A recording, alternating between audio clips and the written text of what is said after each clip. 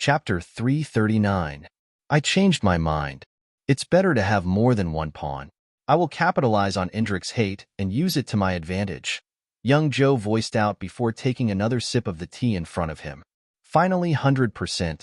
Gustav weakly fell to his bed as he voiced out. He breathed in and out heavily for a few seconds before deciding to check his current energy.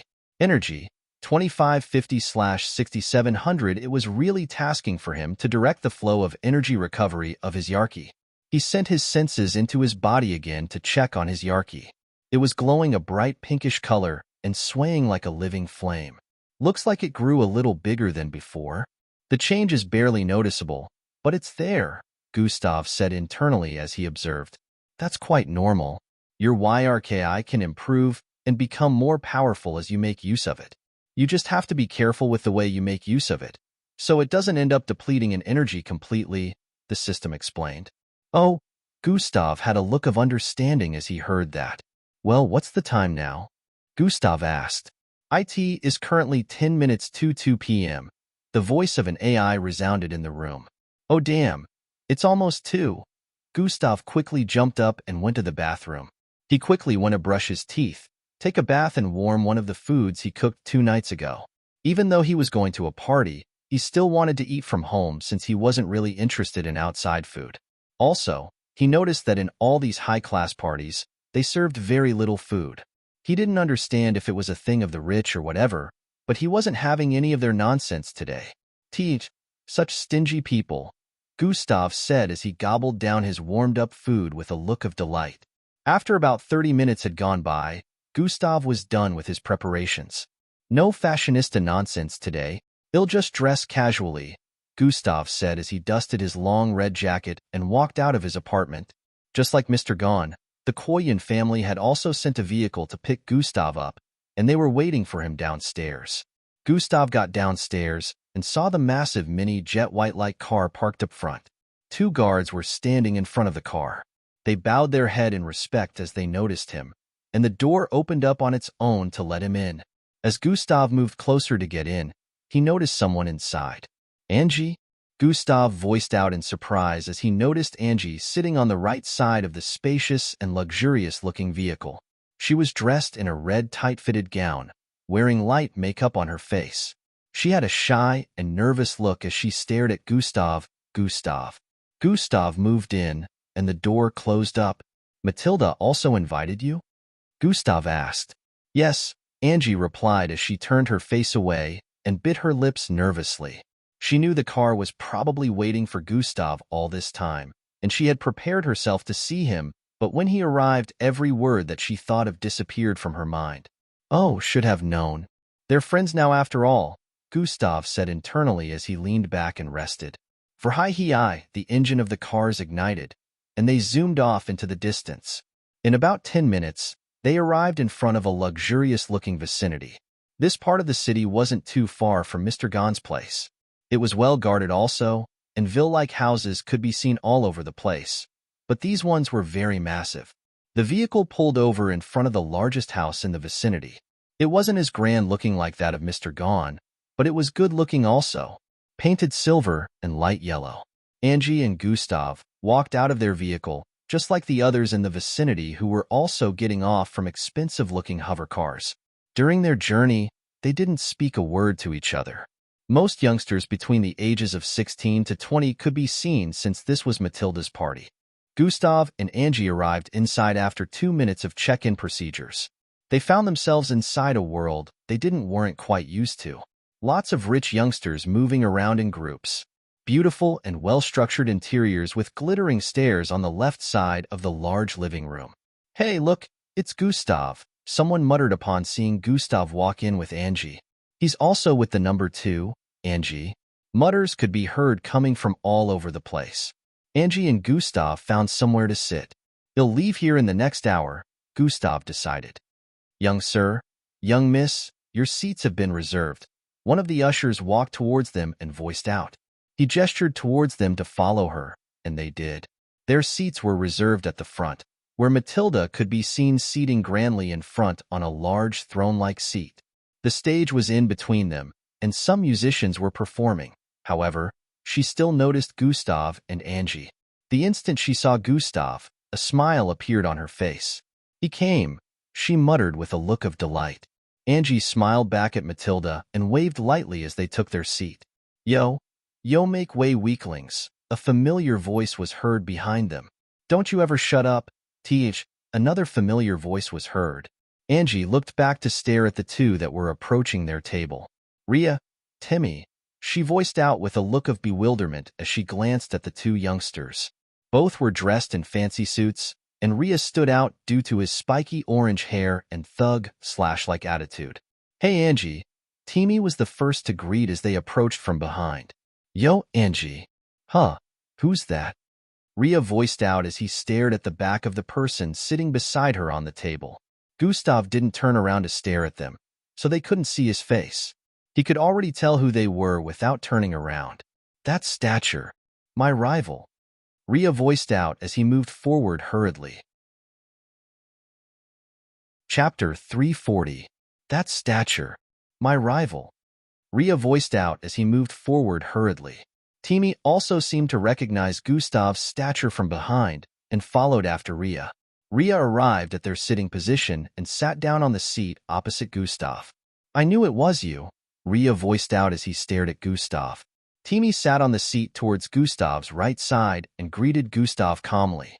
Gustav just nodded slightly back in response and ignored Rhea. "You guys just left us back there in the last phase.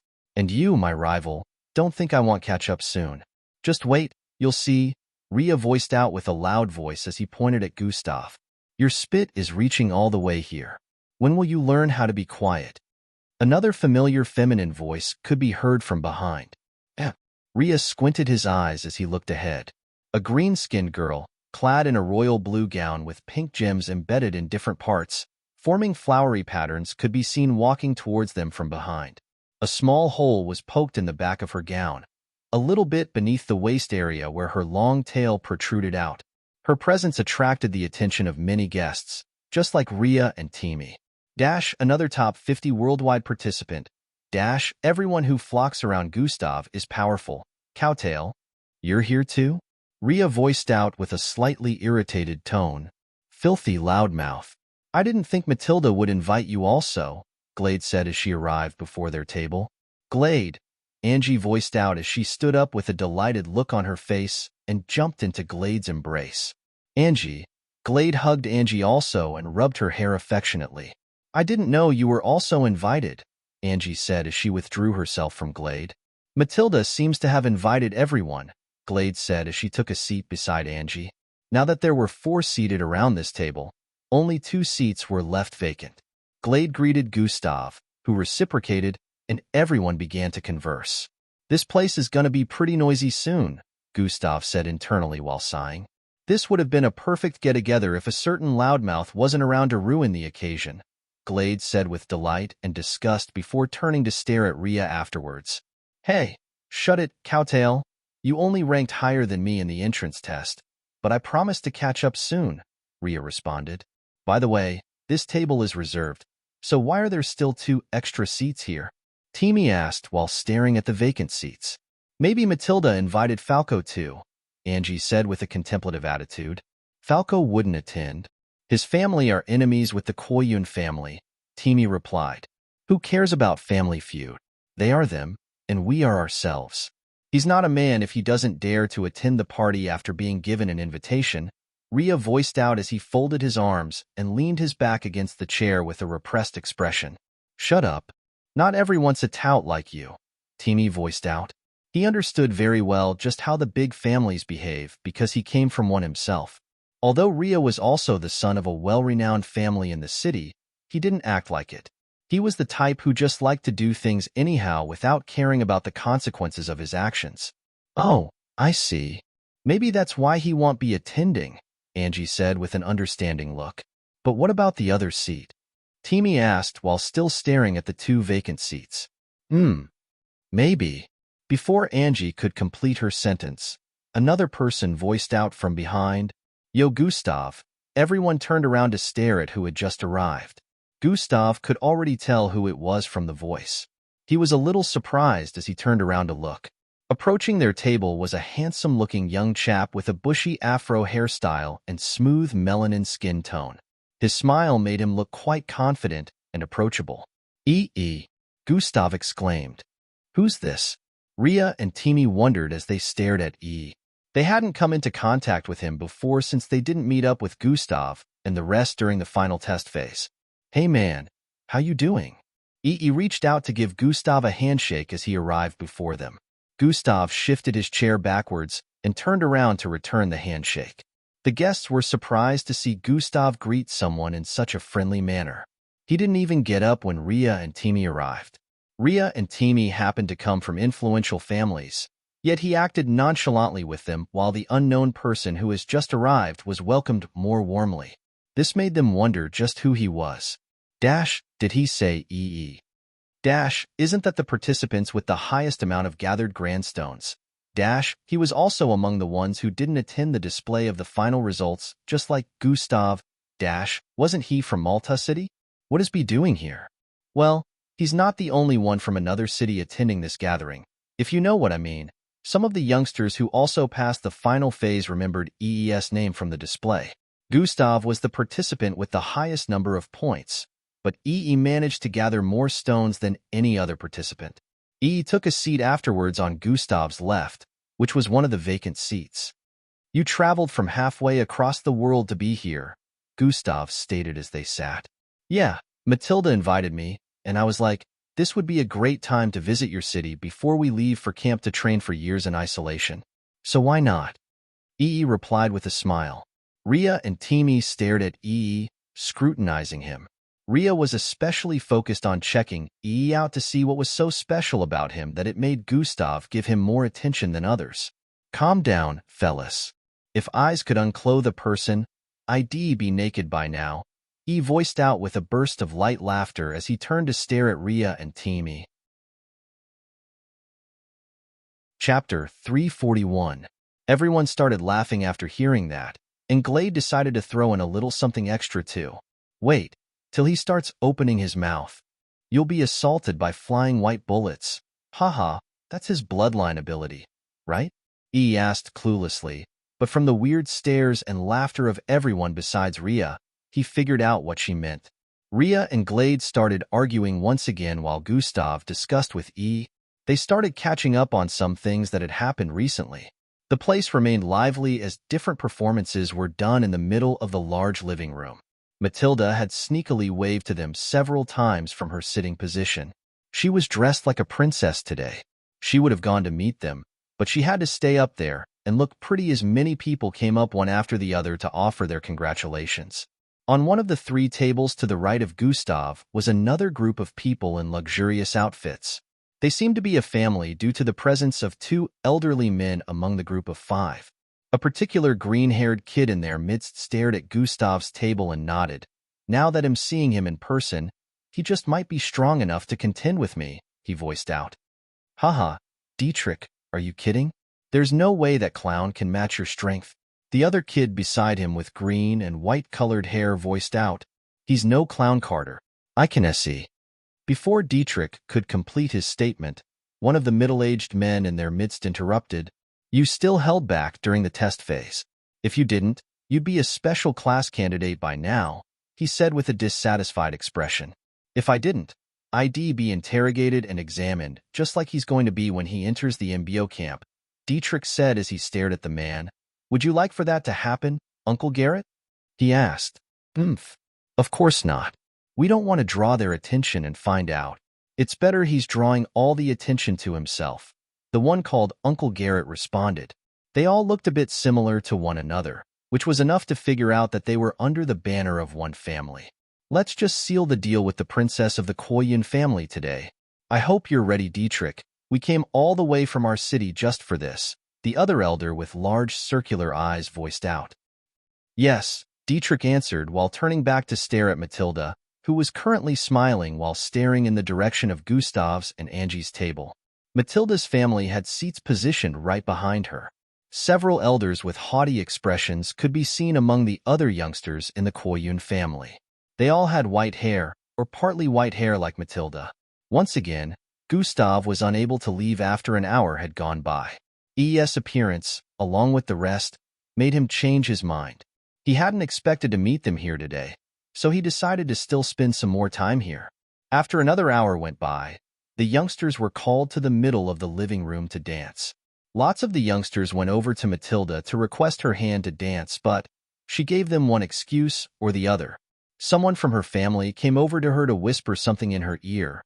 When Dietrich from the Odeley family comes to ask you to dance, accept. This is the order from the elders. The young lady moved back to her sitting position after voicing this in Matilda's ear. Maltita's bright expression darkened a little.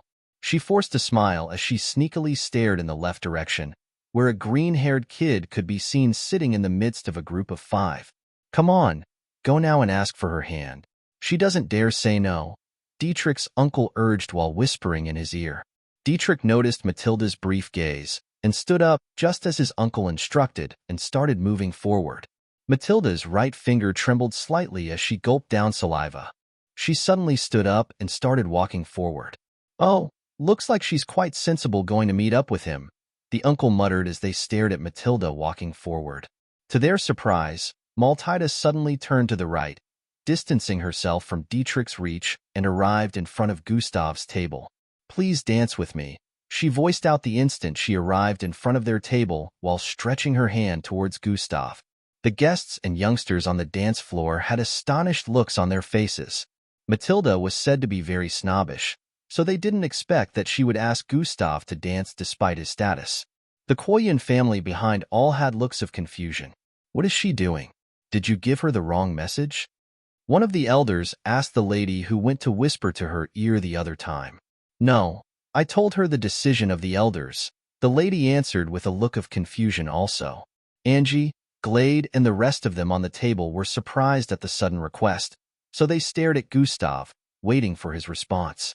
Ah, I didn't bargain for this, Gustav said internally. He didn't want to accept because he'd just draw more attention to himself, so he was hesitant. Matilda still had a smile on her face, but within her, she was begging and hoping that Gustav would agree. From the corner of her eyes, she could still see Dietrich approaching her current position. Please say yes, Gustav, Maltita was hoping internally, but Gustav was yet to respond. He raised his head up and stared at her eyes. Just what is she playing at? She should know that I wouldn't like this kind of stuff, Gustav said internally, not knowing that Matilda couldn't voice out her true intentions. Just as he was about to respond, Dietrich arrived before their table and stretched out his hand to Matilda. I humbly request for your hand in a dance, Dietrich voiced out. Matilda turned to stare at him, then at Gustav. I'm sorry, but I already asked for Gustav's hand, Matilda replied. He doesn't seem interested. Take my hand instead, Dietrich said with a charming smile hung on his face. Gustav stared at Matilda's expression. It was only for a moment, but he noticed that displeasure and slight trembling as her outstretched hand slowly descended. I accept, Gustav said as he reached out his hand and grabbed that of Matilda's before it dropped completely. Hope flashed in Matilda's eyes as she turned back to stare at Gustav with an even broader smile. Chapter 342. I accept, Gustav said as he reached out his hand and grabbed that of Matilda's before it dropped completely. Hope flashed in Matilda's eyes as she turned back to stare at Gustav with an even broader smile. Gustav stood to his feet and moved forward while still holding onto Matilda's hand. The members of the Koyun and Odeley family that were present had conflicted expressions on their faces as they watched Gustav and Matilda walk towards the dance floor hand in hand.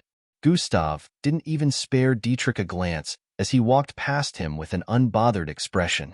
Even the other youngsters from prestigious families had heard of the Odeley family, but knowing Matilda's attitude, they wouldn't be surprised if she declined him despite their family's powerful status. They had no idea that in this situation, Matilda didn't really have a choice. She would have accepted if Gustav had refused her hand. Dietrich stared at Gustav's and Matilda's back as they approached the dance floor with a wry smile on his face. I don't think that was not intentional, he said internally as he started moving towards his seating area. Some girls around walked up to him to ask for a dance, but he declined them all.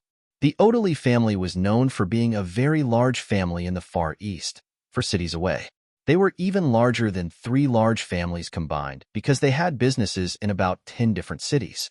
Dietrich is among their youngest heirs, who is said to be the strongest in his generational line. He also took part in the MBO test entrance and performed wonderfully, being among the top 5 worldwide. Although Gustav was currently more popular than any of them, Dietrich had been well known for a long time. Gustav and Matilda's bodies hugged each other as they swayed beautifully from place to place across the dance floor. Matilda leaned her chin on Gustav's left shoulder area as they danced. What's wrong with her? Gustav could feel her hurried breath on his neck. It was like she was scared of something, which had Gustav wondering. Matilda, what's happening? Gustav whispered the question into her ears. I can't explain everything here, but I promise to tell you everything when I get the chance. Please, for now, bear with my actions, Matilda pleaded. Gustav could feel the trembling in her voice as she pleaded. All right, just don't go overboard, Gustav replied. He could tell it had something to do with the presence of the youngster that asked for her hand. By the way, who is that guy? Gustav asked as they kept dancing. His name is Dietrich. He is from the Odeli family, one of the most prestigious families in the Deep East, Matilda explained. Obviously, he is. The haughty look, I'm familiar with that, Gustav said. Back in the seating area of the Odelis, Dietrich's uncle was voicing out harshly. She decided to pick that kid over you just because of momentary fame. The Koyun family lacks foresight, the uncle voiced out. It's fine, uncle. She was already headed for him before I arrived. I heard that she even got to be a special class because of him, so Gustav is nothing to scoff at, Dietrich stated. Because they're both special class candidates now, the Koyun family looks down on us, the other kid voiced out. Gustav and Matilda continued to dance together for about 30 minutes until they finally decided to separate because Matilda had already come up with a plan to deal with her current predicament. She once again begged Gustav to follow up with whatever actions she performed later on. Gustav didn't like being kept in the dark, but he understood that whatever was happening was something she would spend a lot of time explaining, so he decided not to bother her about it right now until they were together alone. Matilda returned to her sitting position with a slightly tired look on her face. Anyone that asked her for a dance at this point was turned down with the excuse that she was tired. Dietrich noticed this and figured out that this would be the same outcome if he went over to ask her for a dance again, so he decided against it. After about an hour, the party was finally coming to an end. This was when families started coming forward to present gifts and ask for Matilda's hand for their sons, who were around the same age as Matilda. Gustav was really surprised to see such things happening. Is this how big families act? He didn't expect these people to be shameless enough to parade their heirs and sing the praises of their descendants as they requested Matilda to be betrothed to them. Our very own beloved son, Fresses, placed top 100 in the world ranking. I'm sure he's worthy enough. Not only is our family influential in the transport business, but our very own son is also placed among the top 100. I hope the Koyun family sees him as worthy enough. They came out one after the other, dropping gifts in front of Matilda.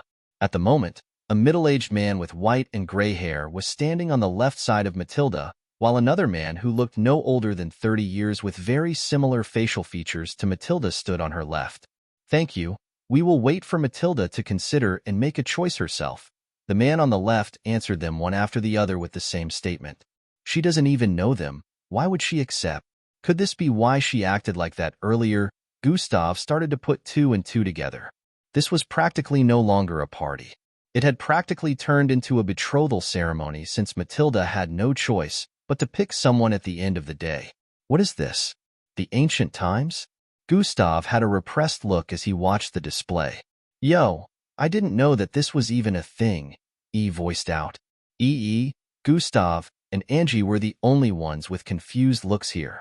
Glade, Rhea, and Timmy didn't look surprised as they watched the display. Chapter 343. Arranged marriage is a normal thing in big families. They are most likely to pair powerful mixed bloods from their families together to create even more powerful offspring, Glade decided to explain to Gustav, E, and Angie. But that's awful. She looks like she doesn't want it, Angie said with a disturbed look. She doesn't have a choice, Gustav responded. This might have something to do with why she wanted my help since the beginning, Gustav thought. The whole charade continued on for about 20 minutes till the Odeley family present finally stood to their feet. The 5 of them walked towards the front, Dietrich included.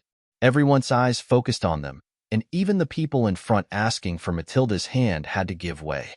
Don't tell me the Odeley family is also interested?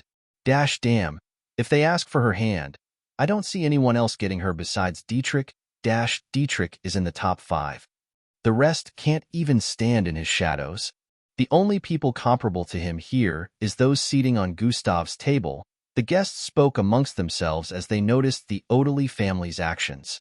Young Miss Matilda, as you know, our young blood here is among the top 5 MBO test participants worldwide. Our family is among the most prestigious on the planet. What more could you need that can't be found in a young man such as Dietrich? Dietrich's uncle stated while making gestures. Carts and carts of different things were brought into the place. Unlike the other families who brought gifts, the Odeley family gifts were way too plentiful and massive.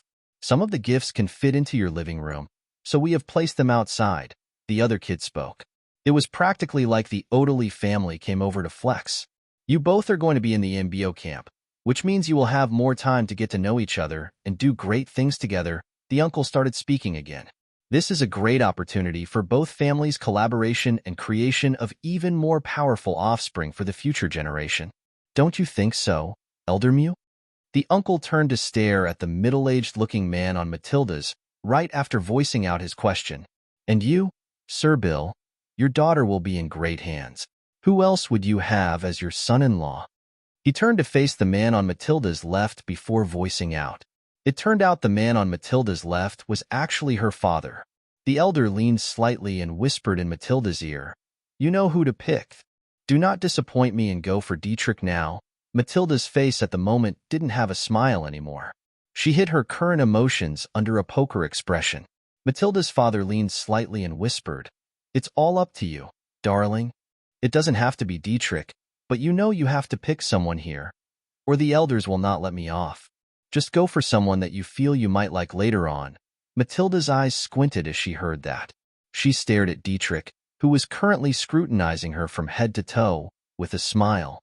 The other male youngsters in the vicinity already had lost hope of having Matilda the moment the Odeley family became involved, but they still stood there and waited for Matilda's decision. Matilda turned her face to the side to stare in Gustav's direction. She and Gustav made eye contact, and Gustav instantly understood that she was about to make a decision that would include him. "I guess I just have to go with it," Gustav sighed internally. Matilda stood to her feet and moved 2 steps forward. She turned left and right to stare at all the kids like she was observing them. The atmosphere turned tense as everyone waited for her decision. After a few more seconds, she spoke. "Just like you said, Elder Garrett, it would be wonderful to bear powerful offsprings that we can be proud of in the future, which is why for that I want a very powerful partner, which is exactly why my nephew is perfect for you." "No one here can match his strength," Dietrich's uncle replied. "That is not quite true," Matilda replied. "What? Check out these losers. Which one of them can be compared to Dietrich? Haha. None of them even managed to make top 50 worldwide," Dietrich's uncle said with a burst of light laughter while pointing at the rest of the youngsters currently standing in front. Hey, just because they come from a big family doesn't mean they should bully others. Tsh. That old man is so cocky just because they're from the Odeley family. Most of them in the vicinity were not happy with what they heard. No one would like to be called a loser even though they were inferior. These youngsters felt wronged, but they had forgotten that they were also quite cocky, and if they were in Dietrich's shoes, they'd also look down on others weaker than themselves. Not them, but yes, there is one that your nephew isn't as powerful as, Matilda voiced out. Just who is she talking about? The youngsters stared at themselves, wondering who that person was. Gustav Crimson, Matilda said with a loud voice that echoed in the vicinity. Everyone's eyes slightly widened as they heard that. This was no doubt triggering since it was very true. Dietrich might be top 5, but Gustav was currently known as the undisputed first position, which was said to rival special class candidates before he even became one. The Odeley family had an expression of dissatisfaction as they heard that. They would have loved to dispute the claim, but they couldn't. I don't see him among the young men asking for your hand. So what do you mean, young miss? Dietrich's uncle asked. This was also the question on everyone's mind, since they wanted to know where Matilda was going with this. Gustav also squinted his eyes as he stared in her direction. Of course I know that. What I am trying to say is... Matilda paused for a bit before deciding to continue. My standards for a partner are high because of Gustav's level of strength. So right now, I have only one requirement, Matilda added. Which is? Dietrich's uncle asked. I will only agree to take a partner that can defeat Gustav, Matilda voiced out. This is my only requirement. Defeat Gustav, and you can have my hand. Chapter 344. I will only agree to take a partner that can defeat Gustav, Matilda voiced out. This is my only requirement.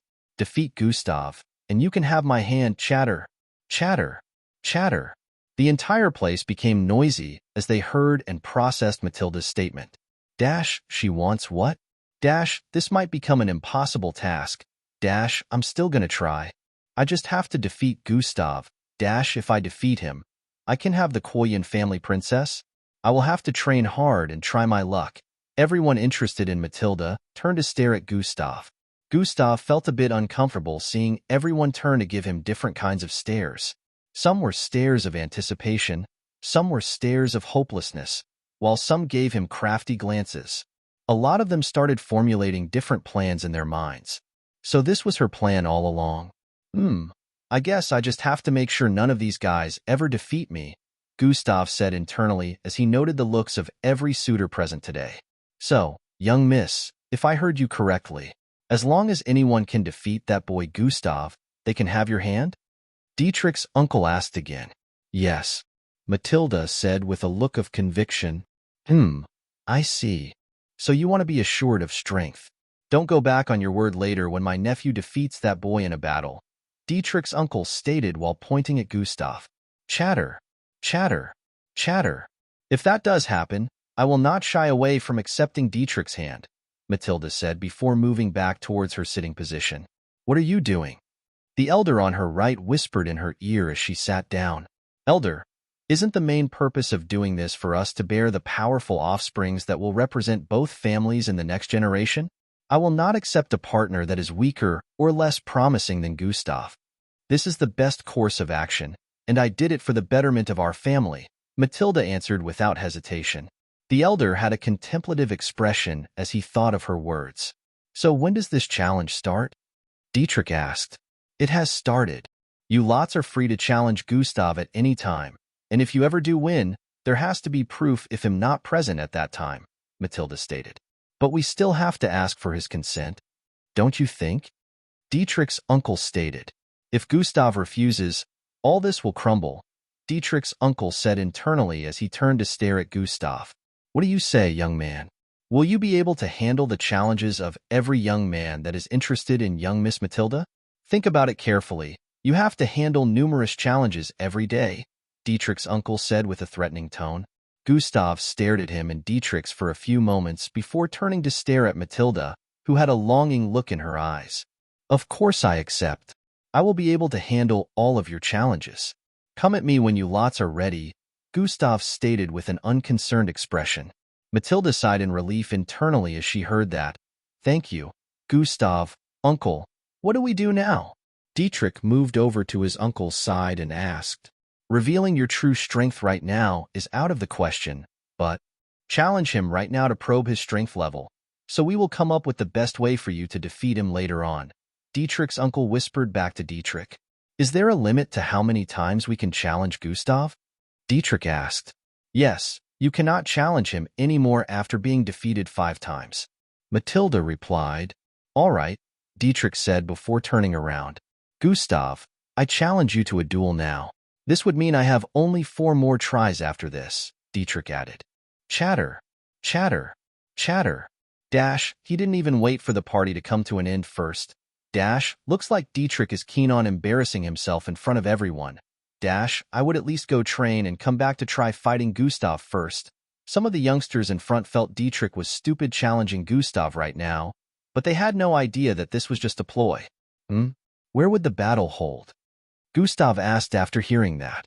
He was quite surprised himself that someone would challenge him right on the spot. This Dietrich doesn't seem like an overconfident idiot like most guys. So why would he decide to challenge me right now if he knows he can't win? Gustav wondered. We could move over to the Koyun family training ground. The duel can be held there, Matilda responded. The elders quickly acted and voiced out for the guests who were interested in watching to follow them as they led the way. Of course, no one left because everyone was interested in seeing how the battle between two top 5 would be, especially when Gustav was involved. The others who were also interested in Matilda decided that they would use this as a means to observe and analyze Gustav. Everyone moved towards the southeastern area of the estate-like area where a small 33-meter mountain could be seen. Everyone moved up the mountain area and arrived at the top, where about 12 different stage-like fighting rings could be seen positioned around. Also, several robotic-like machines could be seen positioned in different places. A massive target practice was placed in front along with other pieces of equipment arranged all across the place. Gustav and Dietrich picked a stage that was somewhere on the left side of the mountain area. An electromagnetic barrier was immediately erected around the stage the instant they went in. The stage covered a radius of over 4,000 feet, so it was large enough, but the barrier was mostly to prevent stray attacks from making contact with the guests. The 200-plus guests gathered around the place and focused their eyes on Gustav and Dietrich. Gustav and Dietrich stood in front of each other, scrutinizing themselves. Shall we? Chapter 345. Shall we? Dietrich asked as he took a few steps forward. After you, Gustav said as he raised his right hand. All right, Dietrich replied before raising his finger and poking his neck, chest, and belly region. Gustav and practically everyone around was oblivious to the meaning behind his actions, but in the next second red glowing lines started appearing all over his face and exposed skin. Gustav suddenly felt the environment filled with pressure. Whoosh! Wind started blowing all around Dietrich, causing his green hair to float upwards. He just activated Gate 1. I have told him not to go beyond Gate 3 in this duel. He better listen, Dietrich's uncle said internally as he stared at Dietrich. Who? He's pretty strong. Underestimating him would not be a sensible thing to do, Gustav said internally as he activated Sprint. Swoosh! It was as if both of them were in sync as they dashed forward at the same time. Dietrich straightened his left palm in a chop format as he swung it towards Gustav's neck. Swee-eye! Gustav spun and dodged the swing while swinging out his own leg in response. Bam! Leg and arm collided, causing Dietrich to spin from the colliding force, but then, as he did a 300-degree turn, he stabbed his right hand towards Gustav's chest. Gustav responded by slapping the arm away and pushing his right hand forward. Palm strike has been activated. The air was pierced through fiercely as Gustav's palm traveled towards Dietrich's chest. Dietrich reacted quickly by raising up his left arm to block his chest. Bam! Gustav's palm collided with his arm, causing him to be sent sliding backwards by several 10 feet. SSHHHSSS. He's not as fast as I am, but he reacts quite well to every one of my attacks. Gustav noticed this and stared at Dietrich, who was up ahead with a suspicious look. Damn, he is strong, Dietrich said internally as he slowly lowered his trembling left arm down. My bone almost got fractured from that hit. He stared at Gustav in front with an astonished gaze. As they paused for these brief moments, Dietrich raised his right finger and poked his left arm, right and left rib cage area, as well as his abdomen. Whoosh! The wind surrounding him quickly became more intense as he stared at Gustav. Gate 2, Dietrich's uncle said internally after noticing Dietrich perform that action. Dietrich raised his finger once more and pointed it at Gustav. Air pressure, force 1. The instant he voiced that out, the air surrounding Gustav suddenly got sucked into a small circle in front of him. Gustav felt the environment void of oxygen and dashed forward as he held his breath. But just as he took a step forward, boom! The sucked-in air suddenly exploded outwards with intensity. KRRYYYHHHHH. Fwumsh! Gustav had already moved several steps forward, but he still got caught up in the wind pressure explosion, which turned the vicinity of 100 feet into a small crater. Bang! The wind knocked Gustav forward, sending him flying towards Dietrich, who responded by swinging out his right arm. Gustav raised his arms upwards for protection, since he wasn't able to counter the attack fast enough. Bang! It was like metal hitting metal as Dietrich's hand in a chop-like format collided with Gustav's arms, sending him flying backwards. Gustav did a flip in the air and landed several hundred feet away. He has gotten stronger. Gustav was able to notice this the instant both of their bodies made contact. The back of Gustav's shirt had been torn apart due to the pressure of the wind earlier, but he was glad he already pulled his jacket off earlier and gave it to Ee to hold for him. How is he still uninjured? That wind explosion is capable of knocking down a 12 inches thick brick wall. My strike earlier also barely had any effect. Dietrich noticed this. He and Gustav dashed forward again and traded blows. Bang, bang, bang, bang. With every hit, Gustav was able to confirm that Dietrich did get stronger after performing the actions he did earlier. Gustav was only a tiny bit more powerful in levels of strength right now.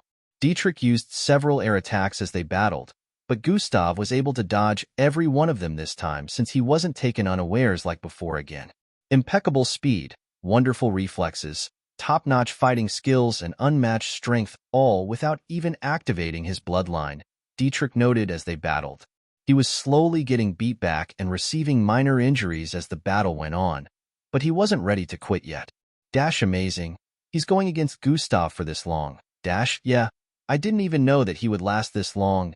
Dash, Gustav still hasn't made use of his bloodline ability, though. Dash, yeah. Wasn't it transformation? The guests said amongst themselves as they watched. Gustav bent backwards as he dodged an air cannon firing from Dietrich and placed his hands on the ground. He made use of his palms to lift his entire body up and push his legs forward. Bang! His foot slammed into Dietrich's jaw, sending him flying backwards as blood flew out of his mouth. The ground beneath Gustav cracked open due to the hit. Gustav had managed to successfully land hits on Dietrich earlier, but this happened to be the most powerful one. Gustav landed back on his feet and dashed forward again. Combination activated. Sprint plus dash, swoosh. Everyone was amazed by the immense acceleration as Gustav arrived in front of Dietrich's soaring body with an outstretched palm. Dietrich's body was currently upside down as it flew across the air with his back facing Gustav. Palm strike activated, bam! Gustav's palm slammed into Dietrich's back, causing a loud bone-cracking sound to ring out as a bust of wind blasted across the place. Swee-eye! Dietrich's body catapulted forward like a rocket launch as he slammed into the barrier on the other end while coughing out blood. Gasp! The entire crowd was wowed after witnessing this. It was expected, but they thought Dietrich would at least make Gustav activate his bloodline. But this didn't seem to be the case. Dietrich slid down the barrier, which was over 1,000 feet from Gustav's current position, and landed on his knees. Gustav stared at him with a suspicious look. Stay down, he voiced out. Dietrich opened his eyes, which were blurry due to the intense hit, and stared at the ground. He smiled as he wiped the blood from his mouth and nostrils before raising his head up to stare at Gustav. "I'm not done yet," he muttered as he stood to his feet and raised his right finger. He started poking different parts of his body again. Combination has been activated. Sprint plus dash, swoosh. Not this time, Sheldon. Gustav closed in the distance between them in almost an instant as he threw out his arched back right hand. Bang! His fist slammed into Dietrich's stomach, causing him to slam into the barrier again before passing out. Krhh. Cracks appeared on the barrier as Dietrich's body slid down. "This time, you are staying down," Gustav said as he turned around. Dietrich! Dietrich's uncle and other relatives that were present shouted with looks of concern as they stared at Dietrich, who had passed out on the stage. Chapter 346, Gustav won as expected. We have no chance of winning since Dietrich was not even able to get him to activate his bloodline. If he activates his transformation bloodline, that would mean he had gotten serious. This shows that I need to train harder and become stronger than I am before trying to fight him. Gustav had suddenly become a source of motivation for his peers who were interested in Matilda. The barrier was deactivated, and the Odeli family quickly went upstage to give Dietrich medical attention. Gustav walked down the stage and quickly took his jacket and wore it to cover the back of his clothes that were completely torn apart. Good job, man. You just saved Matilda from the torture she would have gone through getting married to someone she didn't like, he said to Gustav. I still wonder what she's playing at, and how long she intends to keep this going, Gustav said with a slightly suspicious look. Glade, Rhea, Timmy, and Angie also stared in Matilda's direction as they heard that. Go talk to her, he suggested. I tried that before. We'll try something else this time, Gustav said as he walked away. Wait, Gus, Tav, Angie called out, but he was already gone. The guests stared at Gustav with looks of admiration and envy as he moved towards Matilda. Angie stood beside Glade with a suspicious look on her face. Did he tell you anything beforehand about his invitation? Glade asked. No, he didn't say anything. I also didn't tell him I was invited. So, Angie responded but didn't complete her sentence.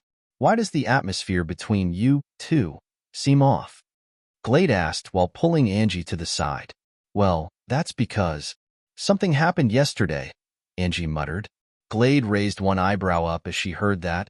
Tell me everything, over on Matilda's family side. She had just finished arguing with some of her family members over her requirement. They had to agree with her after she mentioned some things. So what if no one is eventually able to defeat Gustav? One of the elders asked. Matilda had a look of contemplation on her face as she heard this. She was unable to give an answer for a few seconds. I will take up the responsibility of marrying her myself, Gustav spoke up from up ahead as he approached the group. Huh, you will? Some of the elders voiced out at the same time. Yes, or am I not worthy enough? Gustav asked as he arrived in front of them. No, haha, you certainly are worthy enough. The Koyun family will be extremely blessed to have someone like you as our son-in-law, the elder who was initially bereaving Matilda voiced out with a smile. Matilda had widened eyes as she stared at Gustav with a look of disbelief. What is he doing? But that is only based on if none of her suitors are able to defeat me in the future. If I am defeated by any of them, shall still have to become engaged with that person, Gustav stated. Yes, of course, we understand. The elders, as well as Matilda's father, smiled and nodded as they spoke. Now, if you lots don't mind, I have to speak with her alone, Gustav said as he held onto Matilda's hand and pulled with him as he walked away from the training ground. Angie and Glade didn't notice Gustav leaving the area hand in hand with Matilda because Angie was currently explaining what happened with Indrik to Glade. Everyone, thank you for coming. According to our young princess requirements, anyone that is able to defeat Gustav will get her hand in marriage. One of the elders announced again. There is something else I would like to announce. The elder said, causing everyone's attention to be drawn towards him, Angie included. If no one can defeat Gustav in the future, our daughter will be betrothed to him. It was like a bomb went off as he revealed that. Everyone's eyes widened in surprise as the entire place became noisy. What? Angie voiced out subconsciously as she heard that. Where's Gustav? She said while turning around to look. She felt indescribable mixed feelings welling up within as she looked around the place for Gustav. Glade quickly followed behind her along with Rhea, and Timmy. This marked the end of today's event, as the guests slowly began to file out of the Koyun family residence. The Odeli family also bid their farewells as they promised that Dietrich would eventually defeat Gustav. Dietrich had been fed some recovery pills and was now back on his feet. He had checked for Gustav, wanted to have a word with him after gaining consciousness, but he couldn't find him anywhere, so he left with his family. Several minutes later, as they sat inside the private aircraft that was going to fly them back to their city, their uncle spoke. You did well today, he voiced out. But was that really necessary? Dietrich asked. Yes. The next time you fight him, you will defeat him because now, he, along with everyone else, believes you have to poke different parts of your body to increase strength when in fact, you don't have to. Next time you're fighting him, taunt him with that a little more and then open the seventh gate suddenly to finish him off. I can guarantee you that he won't see it coming. Dietrich's uncle laughed lightly as he voiced out. All right, uncle, but he is quite powerful too. Who knows how powerful he will be the next time I fight him, Dietrich said with a wary look. No matter how powerful he becomes, The seventh gate will be enough to end him since it's powerful enough to handle a peak Gilbert rank right now. Just make sure you fight him without anyone in attendance. We will make a video recording as proof, but no one must witness the fight between you two, Dietrich's uncle stated with a warning look. Gustav had brought Matilda to an unknown place within the Koyun family residence where flowers could be seen planted around a 400 feet reddish and brown-colored tree. He leaned against the tree and stared at Matilda in front of him. Now, tell me what you're hiding from everyone? What exactly are you planning? Gustav asked while squinting his eyes. Chapter 347. Now, tell me what you're hiding from everyone? What exactly are you planning? Gustav asked while squinting his eyes.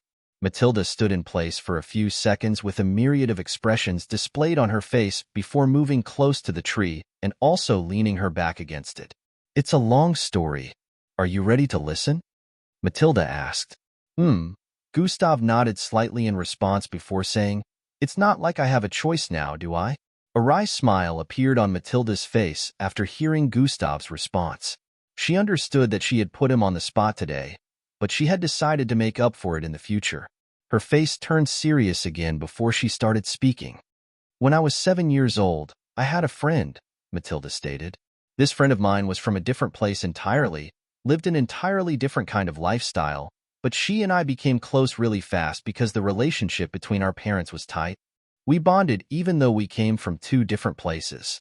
I showed her my way of life, and she showed me hers along with some of her memories. It was wonderful because we both saw beauty in our different lifestyles. This place you brought happens to be among the places we shared memories as kids. Matilda placed her hand on the tree and rubbed it while looking around with a smile on her face. Although her looks were different, I felt it was normal since lots of mixed bloods look different compared to humans. However, I later found out how wrong I was. My friend was an alien from the planet Abrukis. At that time, I never knew why she couldn't go to school, but every time I came back from school, we would meet here, and I would share stories with her. We were together for 3 years until one day. Matilda's voice and expression turned sad as she got to this point. Several spacecraft landed in our residence, and they took my friend and her parents away. I knew something wasn't right that day because I remember they were forced away like criminals on the run. I kept begging my father to do something about it, but I remember the look of helplessness on his face like it was yesterday. For some reason, my father couldn't do anything, and I had to watch my best friend being dragged away amidst tears. Matilda's eyes had turned red and watery at this point. It has been 7 years since I last saw her. At least that would have been the case if she didn't send me a message 2 years back, Matilda voiced out as she touched her storage bracelet. Zing. A small circular but flat-shaped object appeared in her hand. Gustav's eyes squinted as he stared at the device. I suppose a recorded footage is stored there, Gustav muttered, and Matilda replied by nodding before tapping onto the surface of the object. Truinin. The image of a beautiful-looking girl with 2 pear-shaped golden eyes and purplish skin along with silky long black hair appeared above the device. There was a square-shaped black mark on her forehead along with green contour marks surrounding it. Boom, boom, boom, boom. Sounds of an explosion could be heard coming from the footage as it would seem that chaos surrounded her. The footage shook severally, and although the visibility of the surroundings was low, Gustav could see tiny red glowing particles in the surroundings. Matilda, I need your help. I didn't tell you the truth all those years ago, but am actually a princess to the largest empire on Abrukis. We are currently at war. My empire is lacking in forces after my grandfather, the emperor, was assassinated, and my father also went missing, leaving me to cater for the kingdom. I lost over 30% of my forces to bad leadership, and some even defected to the other kingdoms after deeming me unworthy to lead. Tears started streaming out of her eyes as she got to this point. I don't want my people to perish, so I will have to surrender. I know many of them will meet their end because of my decision, but I have no other choice so long as some lives can be preserved. I have repeatedly requested help from Earth, but they ignored my pleas, saying they cannot interfere in interplanetary wars. I do not wish to disturb you with my problems, but if this message does get to you, please, Matilda, get help for my people. I know you, Matilda. You're strong. When you become powerful enough, please try to save my people. If you can't, it's okay too. Just make sure you live your life to the fullest and be happy. Regardless of what comes to be, I have always loved you, and I will always love you. I haven't forgotten all the times we spent together. Our fond memories are one of the things that kept me going through the toughest times. If I see a SSHHRRKKYHHH. The footage suddenly came to an end before the princess was able to complete her statement. Matilda raised her hand and used her sleeves to clean her teary eyes. I always still wonder what she wanted to say at the end. I can tell that something happened, Matilda muttered with a sad look. Gustav, at this point, could more or less understand things. He began to put two and two together. This is why you don't want to get betrothed to anyone. You still intend to travel to her planet and save her people?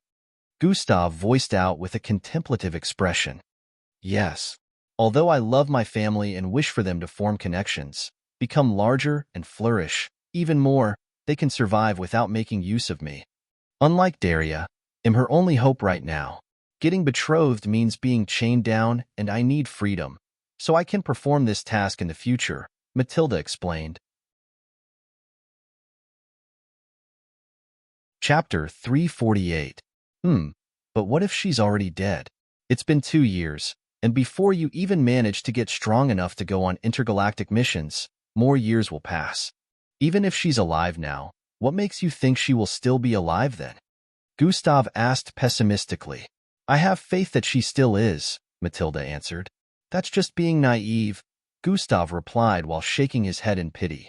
It's better than being saddled down in despair, Matilda said with a look of determination. I will save Daria and her people. If Daria is dead, I will make sure I honor her memory by saving her people. Gustav sighed as he heard that and turned to face Matilda. So, the main reason you actually needed me was not just to stall your betrothal, but also to help you save this girl and her people, right? Gustav stated. Yes, please. I'm sorry for keeping everything from you till now. I will totally understand if you decide to back out now. Matilda stared at the ground as she spoke. Gustav stood in front of Matilda and raised his right hand before placing it on her head. I think it's admirable that you'd think of doing something like that for someone you've been disconnected from for up to 7 years, Gustav said as he raised her head up to stare at him. I was skeptical about your intentions at first, but now it's all good, Gustav said as a small smile appeared on his face. It'll help you. The instant those words dropped from his mouth, a broad smile appeared on Matilda's face as she jumped into Gustav's embrace. Thank you, she muttered cheerfully as she hugged his body to hers. Whoa, Gustav was surprised by the sudden embrace and was pushed backwards till his back was placed against the tree. Ahem, Gustav voiced out, causing the teary-eyed Matilda to regain her senses. Her eyes widened as she quickly separated herself from him. You didn't let me finish. It'll help so long as it doesn't clash with my goals, because I also have plans of touring galaxies, Gustav stated. That's still fine by me. Matilda displayed her full set of beautiful white teeth as she voiced out. All right. Gustav had expected her to be disappointed by his statement, but she still seemed hyper. That being said, we need to start making plans as soon as possible, and you need to become pay. Before Gustav could complete his sentence, someone screamed out his name from up ahead. Matilda turned around and noticed Angie far in the distance. We'll discuss this later, Gustav said as both of them started walking forward. Angie was coming towards that direction with Glade, Rhea, and Timmy, along with a few guards from the Koyan family. They noticed Gustav and Matilda coming from up ahead side by side. Some of the guards even started voicing out their admiration as they noticed Gustav and Matilda. Young Miss Matilda and young Sir Gustav are a perfect match, one of them voiced out. Angie's forehead creased as she heard that. She was tempted to scream, "Shut up," but she held herself back. Gustav, Matilda, you both have been gone for quite some time. Rhea voiced out the moment they were close. We had personal business to talk about. Gustav replied as they arrived in front of them. Personal business like. This was the same question on everyone's mind, but Rhea was the only one dumb enough to voice it out. None of your business, Matilda responded. Rhea. Hey man, I'ma have to leave now. I need to get back home to my mama. E voiced out as he stood in front of Gustav. You should meet my sister one of these days. She's a huge fan, E added. Oh, I wouldn't mind that, Gustav replied. You two would make cute babies together. She's single, E winked as he added, causing Rhea and Timmy to burst into laughter behind. Angie was not finding that remark funny, so her forehead creased even more. Glade was on her friend's side, so she also didn't laugh. Gustav laughed lightly before speaking. All right, you need to go. Yeah, I think I do, before Angie stares me to death, E said as he noticed Angie's dark glance. Take care, man. E shook Gustav's hand before turning around with some of the guards escorting him. I think I'll leave you girls to catch up first, Gustav said as he started walking away also. Rhea and Timmy followed behind, leaving Angie, Glade, and Matilda there. Matilda smiled at both of them before gesturing for them to follow her back to their house. Several minutes later, the three girls sat in the dining area and started discussing. Matilda, do you like Gustav? Angie asked with a slightly shaky voice. Huh? Matilda exclaimed with a confused expression. An hour later, Gustav and Angie arrived back home. Angie looked swell and quite delighted as they got down from the ride that brought them back. She and Gustav walked upstairs to the last floor amidst the glares and looks of admiration their neighbors were throwing at them. As they arrived at the corridor, Angie spoke. Gustav, do you still remember our date tomorrow? Angie asked. Sure I do. Where do you want us to go? Gustav asked. Let's meet up at the Kremlin restaurant by 5 p.m. tomorrow. Is that okay? Angie asked. 5 p.m. All right, cool. Gustav responded as they arrived in front of each other's apartments. Angie bid him goodbye and walked into her apartment. As she shut the door behind, she breathed out a long breath and placed her back against the door. They'll have to make use of the advice Glade gave me, she muttered underneath her breath before moving forward. Gustav also arrived within his apartment and took off his jacket. I can just hold off whatever I want to say till tomorrow, Gustav muttered as he proceeded to head towards the bathroom. Several minutes later, he finished showering and moved to his bedroom to change. I might have to spend the entire night within the borders testing out my Yarki, Gustav said as he got clothed in black. I will also be getting my armor clothing tomorrow. Friday hunting the mixed breeds needed for the new department Mr. Gon is giving me. Gustav's mind suddenly recalled something as he got to this point. I am yet to open the package Mr. Gon gave me, Gustav stated. He finished putting on his clothes and walked towards the living room. He grabbed the small box on his reading tab and started to unwrap it. Chapter 349. He grabbed the small box on his reading tab and started to unwrap it. He already knew what was within was recorded footage, so he wasted no time tapping the play button. True in. A holographic footage displaying a particular part of the city appeared before him. The moment Gustav saw the high-rise buildings on both sides of the road, he instantly recognized this part of the city. The footage focused on the part of the road where the transportation spatial ring could be seen. Isn't this? Gustav mumbled as he kept watching the bleeping dark blue and purplish waves within the spatial ring. Zuhun.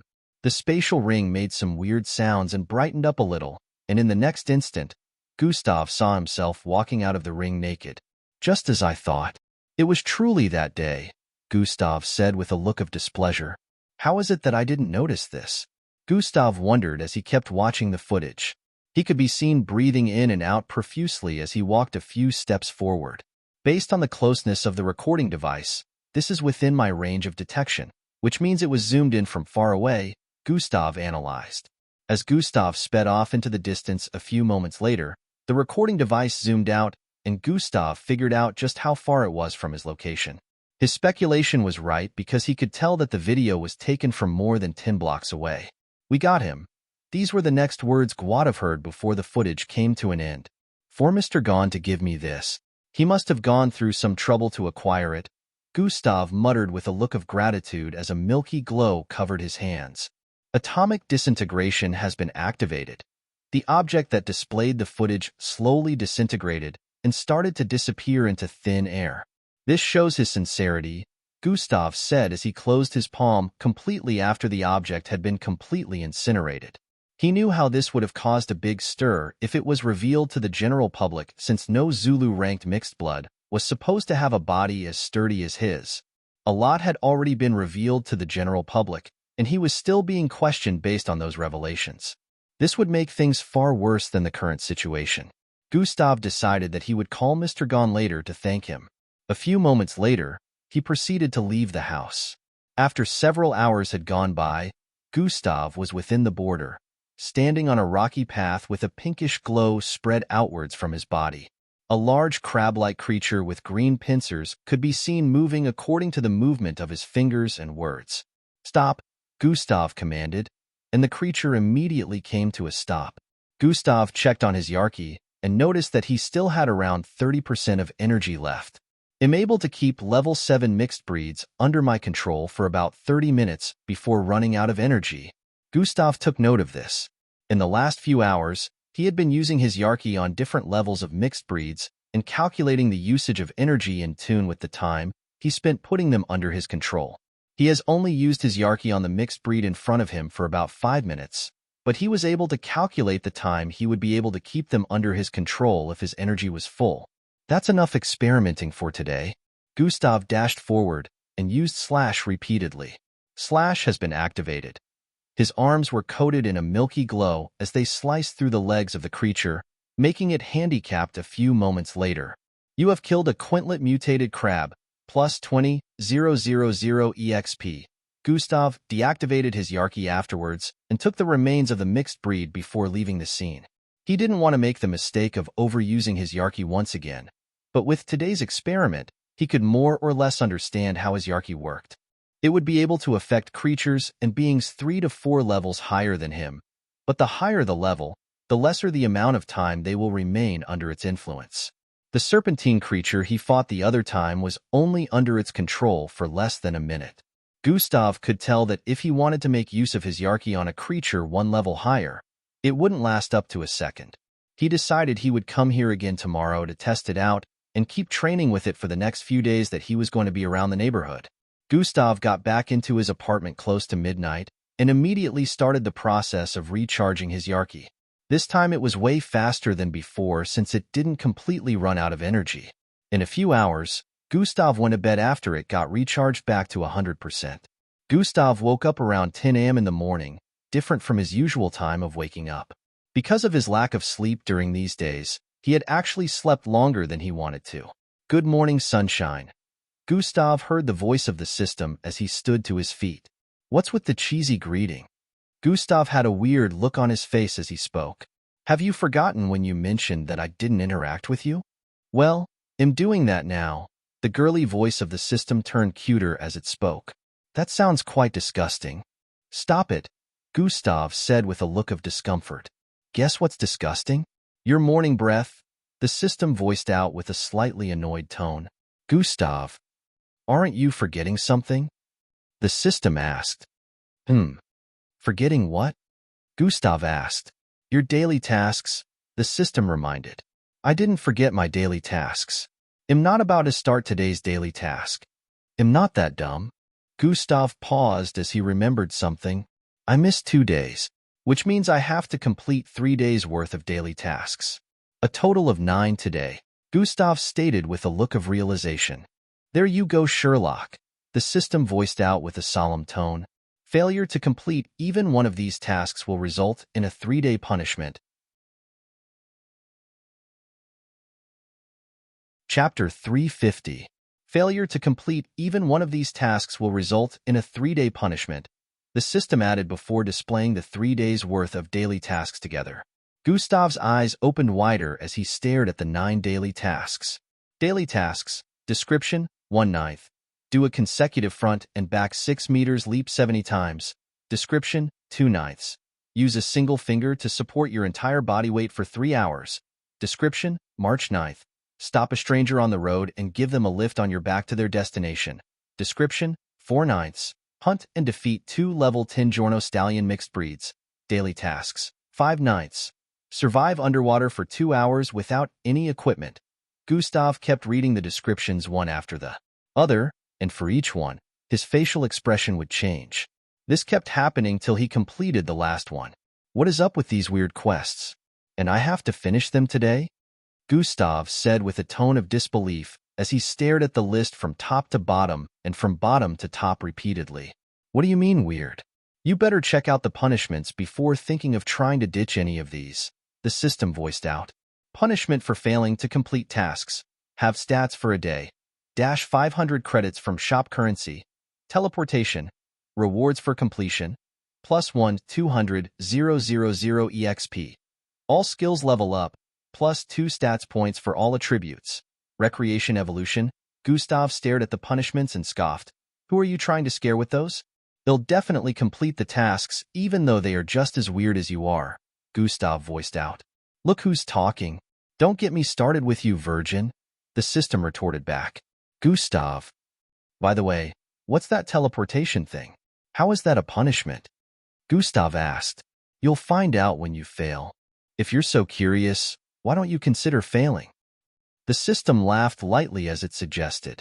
Gustav ignored its words, reminding himself not to ask the system any questions anymore. He moved out of his apartment a few minutes later and went on to start the daily tasks.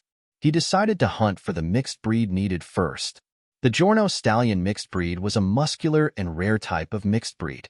It was like a combination of a gorilla and a horse due to its very muscular limbs. Gustav had only come into contact with this type of mixed breed once within the border, and at that time, he was unable to defeat it because of its speed and power. With a pound of its 2 front legs, it was capable of crushing objects with a sturdy weight of 4,000 pounds. Gustav had already done research on them, so he knew they liked to hang out in moist areas to moisturize their hoofs. Swoosh! Gustav arrived within the border in a few minutes and started moving towards the northwestern area.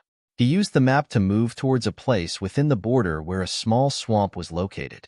Gustav arrived at the swampy area in a few and made use of one of the vines to climb atop a tree to scout the place. He kept looking around for the next 30 minutes till he finally found one, a Giorno Stallion mixed breed standing in a muddy, swampy area in between 2 trees. Gustav slowly and silently advanced by making use of the vines to swing forward before landing on a tree branch a few meters from the position of the mixed breed. The instant Gustav landed on the tree, the mixed breed noticed his presence and instantly turned around with an alarmed look. It stared at Gustav and suddenly jumped forward before Gustav could get to analyze the situation. Thump! Thump! Its 2 front legs crashed into the tree just as Gustav also jumped away from it. Bang! The tree was sent crashing down instantly, causing a loud sound of snapping branches to reverberate across the place. Gustav grabbed a vine and swung forward as the mixed breed chased after from behind. The Giorno Stallion mixed breed was also capable of leaping far distances with its powerful legs. The instant this particular one leapt, it arrived behind Gustav with its 2 front legs pounding forward with intensity. Gustav let go of the vine and started free falling, which allowed him to miss the leg of the mixed breed. First off, before I waste my time, is that a level 10? Gustav asked. That is a level 10. Lucky for you, it's still bordering on the line of breakthrough into level 11, the system replied, causing Gustav to sigh in relief. But guess how many levels it will go up if it manages to eat you? The system added. Gustav. Gustav quickly leaped backwards in the next instant, dodging the landing of the creature. Mud was sent splashing everywhere, but Gustav still bolted forward with speed in the next instant. His speed was reduced due to the thick mud that kept splattering everywhere as he moved forward. The Giorno Stallion also leaped forward, stomping towards Gustav's face. Gustav could feel the intensity and the amount of force those mighty legs carried as they moved towards his face. Luckily, he was only slower than it a little when making use of sprint. Gustav spun around and sent his palm towards the right front leg of the creature. Slash has been activated. A milky glow coated his palm as it arrived before the leg and slammed into it. Thioning. A loud metallic sound rang out as the creature spiraled across the air and landed several meters towards the side due to the collision. Looks like what they say about its legs being extremely sturdy is no joke, Gustav said internally as he discovered that his hit didn't manage to damage the creature's legs. The Giorno Stallion quickly jumped back to its feet again after being beaten down and ran towards Gustav. Gustav, who had realized that he shouldn't aim for its legs, started transforming into the mutated bull. His legs that were initially being trapped by the slightly deep mud were now moving with ease. Chapter 351. Gustav arched his muscular brown fur-covered arm backwards as he arrived in front of the creature and threw his fist forward. Bang! Bang! Bang! Several heavy sounds of collisions reverberated across the place as Gustav's fist slammed into the legs of the creature again. It was very nimble, so it was able to counter Gustav's fist by raising its legs. Gustav grabbed hold of both legs after the creature managed to counter his attack and pull it with force. HNGGHHH. Gustav easily overpowered the creature and flung it towards the side, causing it to slam into several trees. I don't have all day, so I have to make this quick, Gustav said internally before leaping forward with a decisive expression. About an hour later, Gustav could be seen sitting at the bottom of a stream with closed eyes. He was only clad in shorts as he sat at the bottom and held his breath. His clothes were on the surface. Now, this isn't such a bad place to meditate, Gustav said internally as he closed his eyes and focused on channeling his bloodline.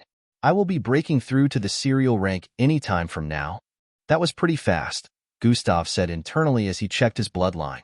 He noticed the roots his original bloodline was forming had become so long that they were now connecting to different parts of his body. About 2 hours later, Gustav was out of the border and was currently in the neighborhood area, lifting a young lady on his back as he ran forward. The young lady had a hearty smile on her face as she hugged Gustav's back to her chest and closed her eyes. It was obvious that she was already in her world of imagination as Gustav dashed fastly towards her choice of destination.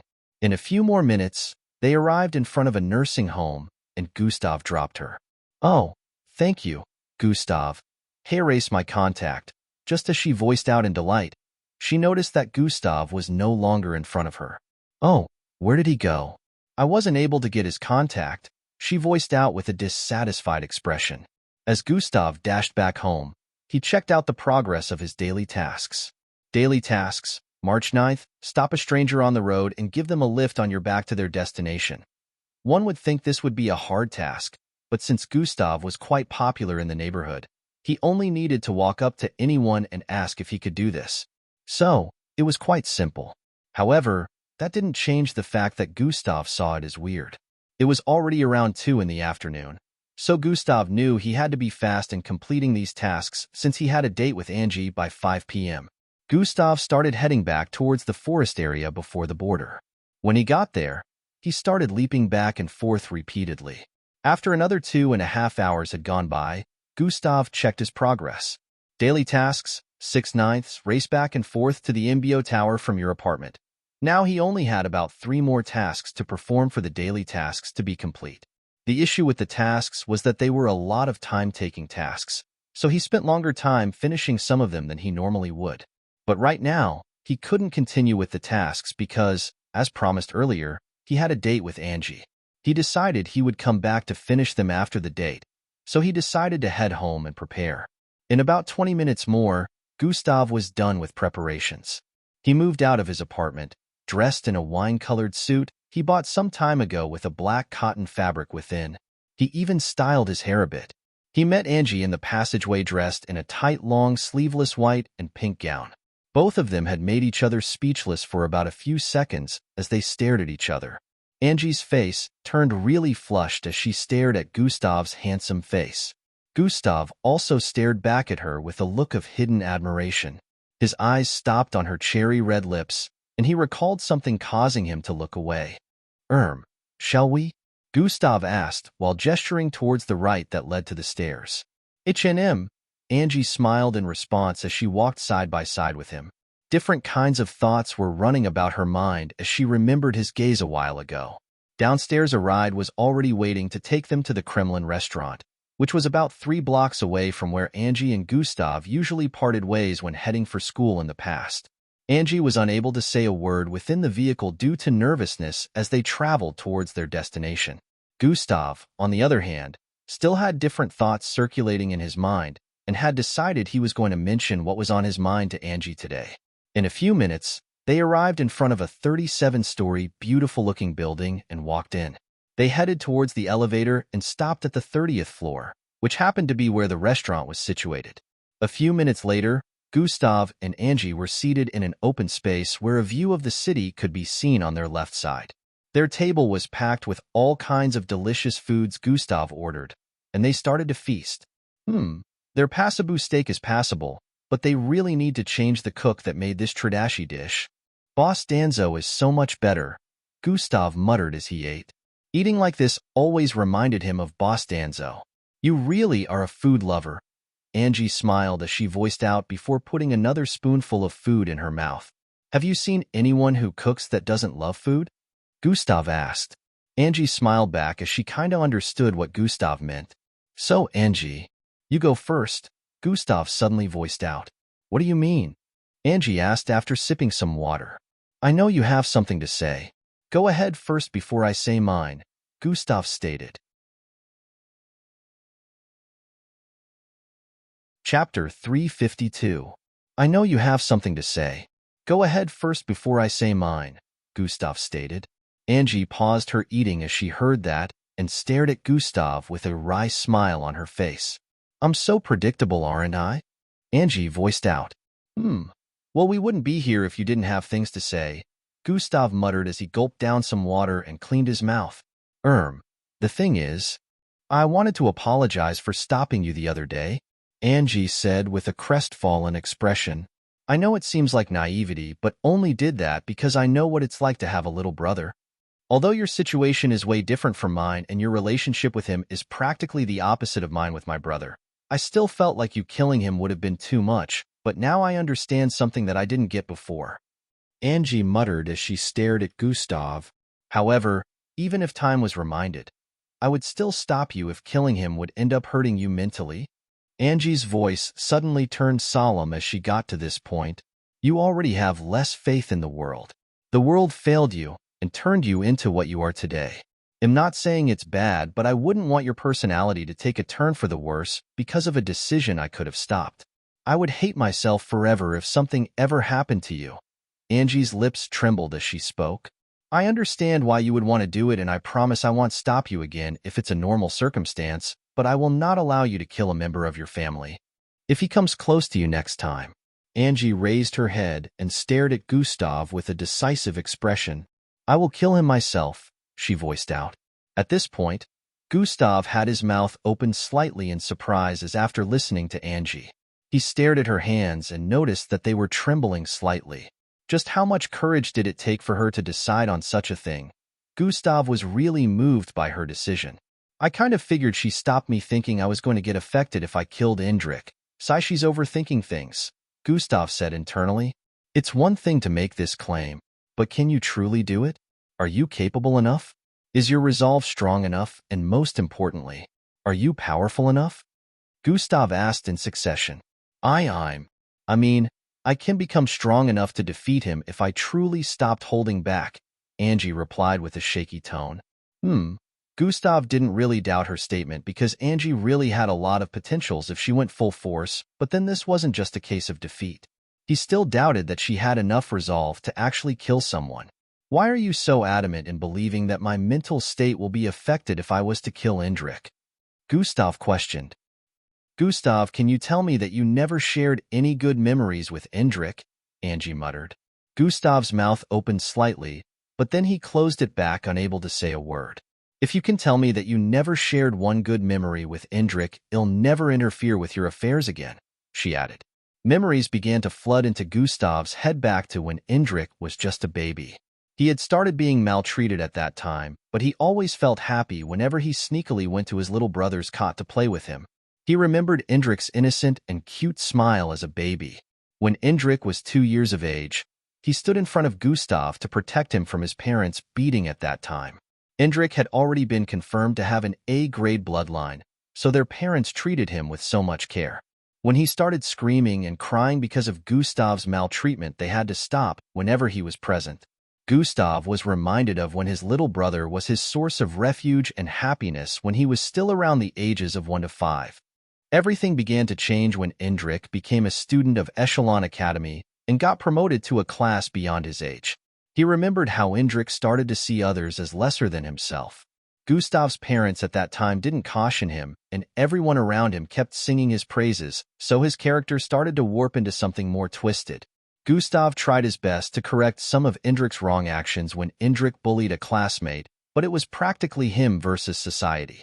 Everyone praised Indrik for his wrongdoings while Gustav chastised him.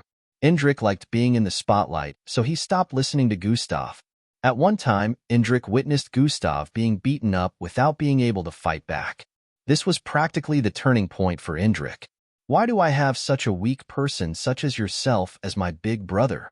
Gustav could never forget this question that was asked with a look of immense disdain. From that point onwards, Indrik stopped protecting him and even became among those that assaulted him. Gustav had a slightly conflicted look as these memories flooded in. Listen. Your little brother was surrounded by insane people like your parents all his life. He's 12 years old just like my brother, so I think he still has room for change if he finds the right environment, Angie voiced out. I had already given him several chances to back away, but he still came back. What makes you think he'll change? Gustav asked with a slightly annoyed expression. He didn't like the fact that he had to recall all those memories, because it made him feel like Angie was right to have stopped him. He still hasn't been given a change of surrounding.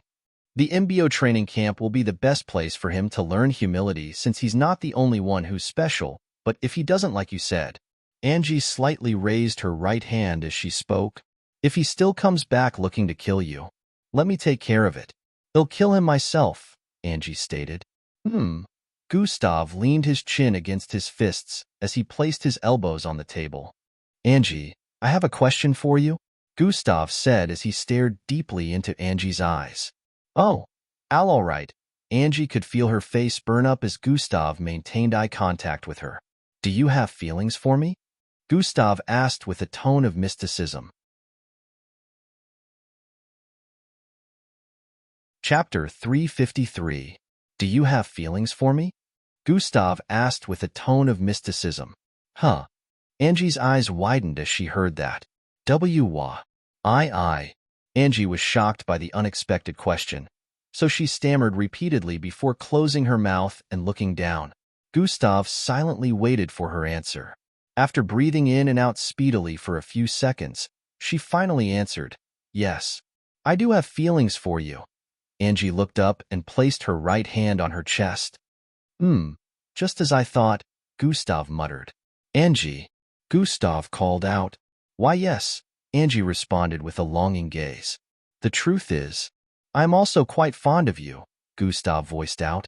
Angie's eyes dazzled with anticipation as she heard that. But I will not accept this feeling of yours, Gustav suddenly voiced out. Huh, why? Angie asked with a look of confusion. Many reasons, but let's start with you becoming a distraction, a form of weakness that I don't want, and your recent claim.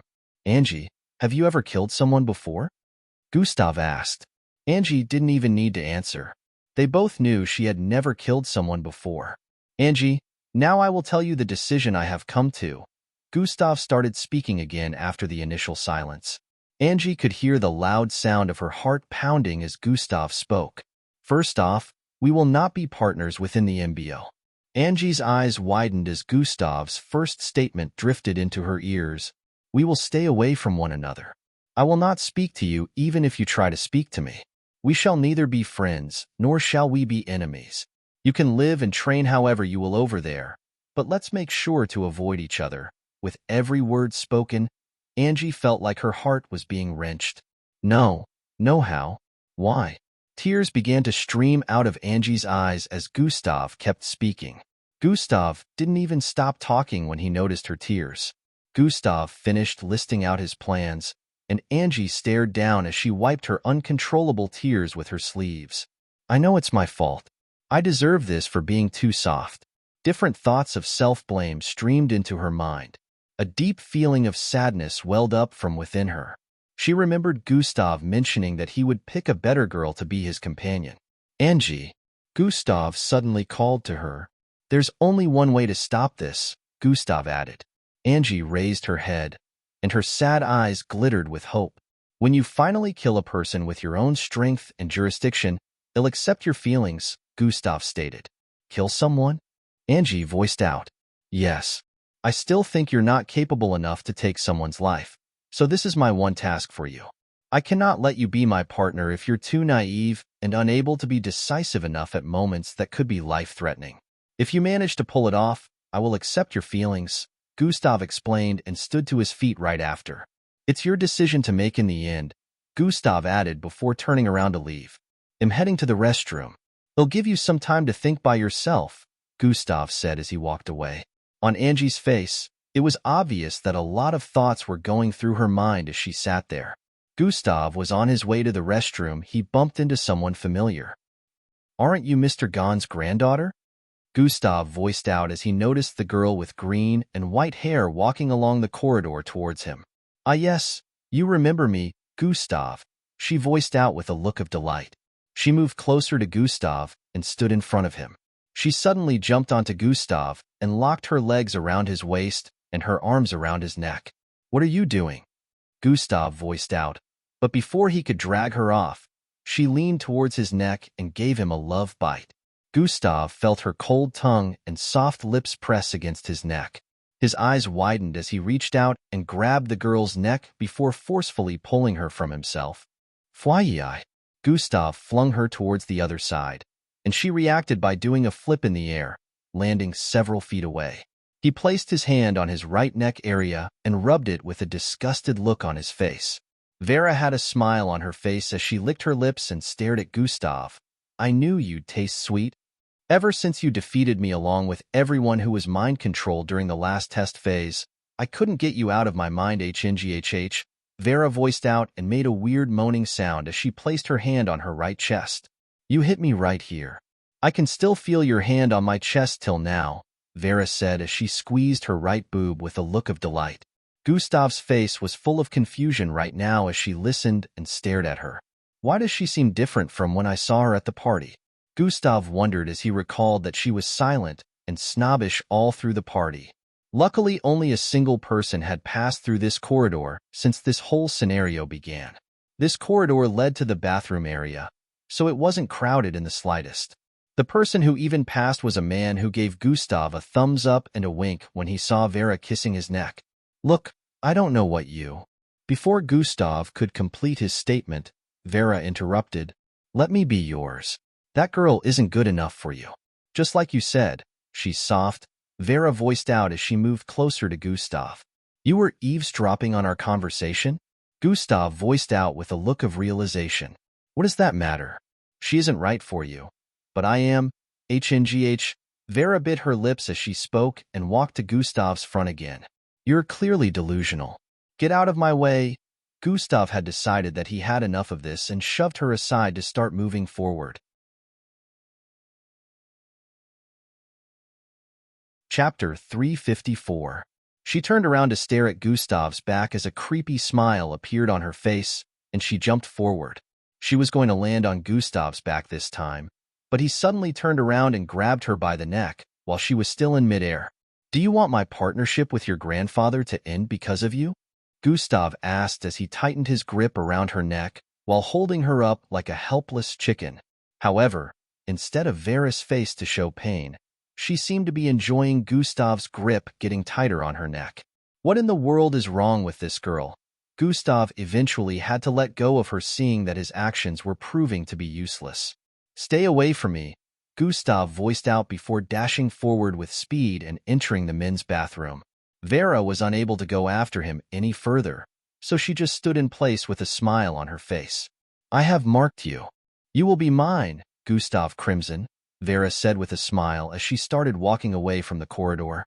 Back in her seating position, Angie's face mirrored a myriad of complex expressions. It's just to kill one person. You can do it. How can I fathom killing a living person? I entered the MBO with the intention of saving people. I can't save anyone if I continue to remain naive and keep holding back. Different thoughts circulated in her mind that were plagued with opposing thoughts. After a few more minutes went by, Gustav arrived back at their table, and they decided to head home. Gustav didn't say a word to her as they journeyed back home because he could tell that she was still gathering her thoughts. Gustav sighed internally as he thought, I had to turn down 2 love requests today. He hadn't forgotten the crazy Vera and touched his left-right area. Tryin'. What Gustav didn't notice was the bluish circular runic-like glow that appeared on his neck. It appeared for an instant and disappeared a moment later. What was that? The system suddenly asked. What was what? Gustav responded internally with a slightly confused expression. I just felt something. Like something integrated with you a moment ago. The system muttered with an uncertain tone. What are you talking about? Gustav asked. I'm not sure, but I did feel something a while ago. Gustav knew the system would be more sensitive to unknown and external forces, so he felt it wasn't messing around. Why don't you do a scan or something? Gustav suggested. I'm doing that right now, but I can't find anything. They'll have to keep investigating in the meantime. All right, Gustav said internally as he and Angie arrived in front of their apartment. It was around 7 in the evening at this time. They had spent a shorter time outside than Gustav had expected. He felt this was due to his decision. This is necessary, Gustav said to himself. He couldn't help but remember Angie's tears which caused ripples in his heart, but he consoled himself by deciding that this was necessary. When they both arrived in front of their apartments, Gustav turned around to stare at Angie. From tomorrow, I will avoid you until you meet my requirement, Gustav voiced out and turned back around. Gustav, are you going to be with another girl if I'm unable to do that? Someone like Matilda? Angie asked with a sad tone. Yes, Gustav replied without hesitation. Angie felt her heart breaking even more as she heard this and leaned on her apartment door for support. But, just so you know, I'm not really captivated by any of them, Gustav added as his apartment door slid open. Except you, Gustav said as he walked in. Angie's eyes widened as she heard that and turned around, but Gustav was already gone. What does he mean by that? Angie wondered. In the next second, her apartment door also opened up and she went in. Welcome back, darling, how did? Angie's mother paused as she noticed her daughter's sad face. I'm going to bed now, good night, Angie voiced out as she went straight in. Wait, Angie, what's wrong? Her mother voiced out, but the only response she got was the sound of the room door being closed. Something's up with Big Sis. I bet Big Brother Gustav rejected her, Phil voiced out bluntly from the sofa area. Shut up, boy. Don't be insensitive, his mother shouted out with a slightly annoyed tone. Well, why else will she be looking like those girls in soap operas after they got cheated on by their boyfriend? Phil added. Angie's mother. After walking into his apartment, Gustav breathed out lengthily. How exactly do I feel about Angie? Gustav asked himself. Idiot. Stop being love-struck.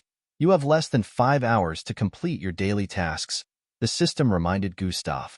Gustav quickly went to his bedroom and changed out of his clothing before leaving the house. About an hour and a half later, he arrived back in his home. One more to go, Gustav said as he stood in the middle of his living room and checked the time. He still had about 3 hours and some minutes left till midnight. Looks like there'll be enough time, Gustav said as he squatted. He placed his right index finger on the floor and used it to support his body weight before throwing the lower half of his body up. Pfui. In the next instant, Gustav was upside down with his index finger supporting his entire body. I just have to maintain this for 3 hours now, Gustav said internally as he reached out and grabbed onto the book he placed on the ground earlier. He raised the book with his left hand and opened the page he was reading earlier to pick off from where he stopped. Gustav remained in that position as he read from his book. About 30 minutes to 12 a.m., Gustav suddenly felt a weird feeling within himself. What's the? His eyes widened slightly as he sent his senses into his body. Am breaking through into the serial rank?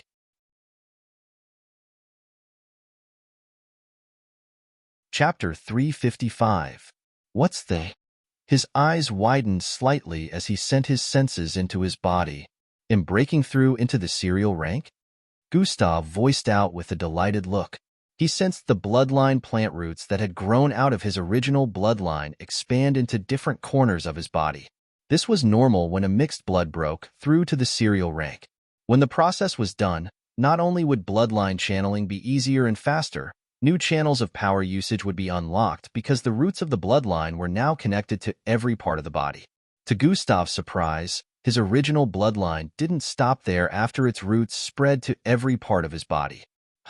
What is it doing? Gustav wondered as he noticed the roots were starting to move towards other bloodlines in his body. One after the other, the roots of his original bloodline began to connect to other bloodlines he had stolen and bought. Is this supposed to happen? Gustav asked internally. Well, you're the first creature to have so many bloodlines within you. So this seems to be a biological reaction, the system voiced out internally. Gustav's fingers suddenly started trembling as he felt hotness rushing from within when all the bloodlines had connected to his original completely. Zrooyaman. His body started turning red as his internals glowed up. What's this? All my bloodlines are suddenly sinking, Gustav muttered as he struggled to continue lifting his body up with his finger. After a few more minutes of holding on, the process came to an end. Sweat was already dripping from Gustav's forehead and falling to the floor. Fortunately for him, he was able to hold on and not fall off his finger, or the hours he spent in that position would have been for nothing.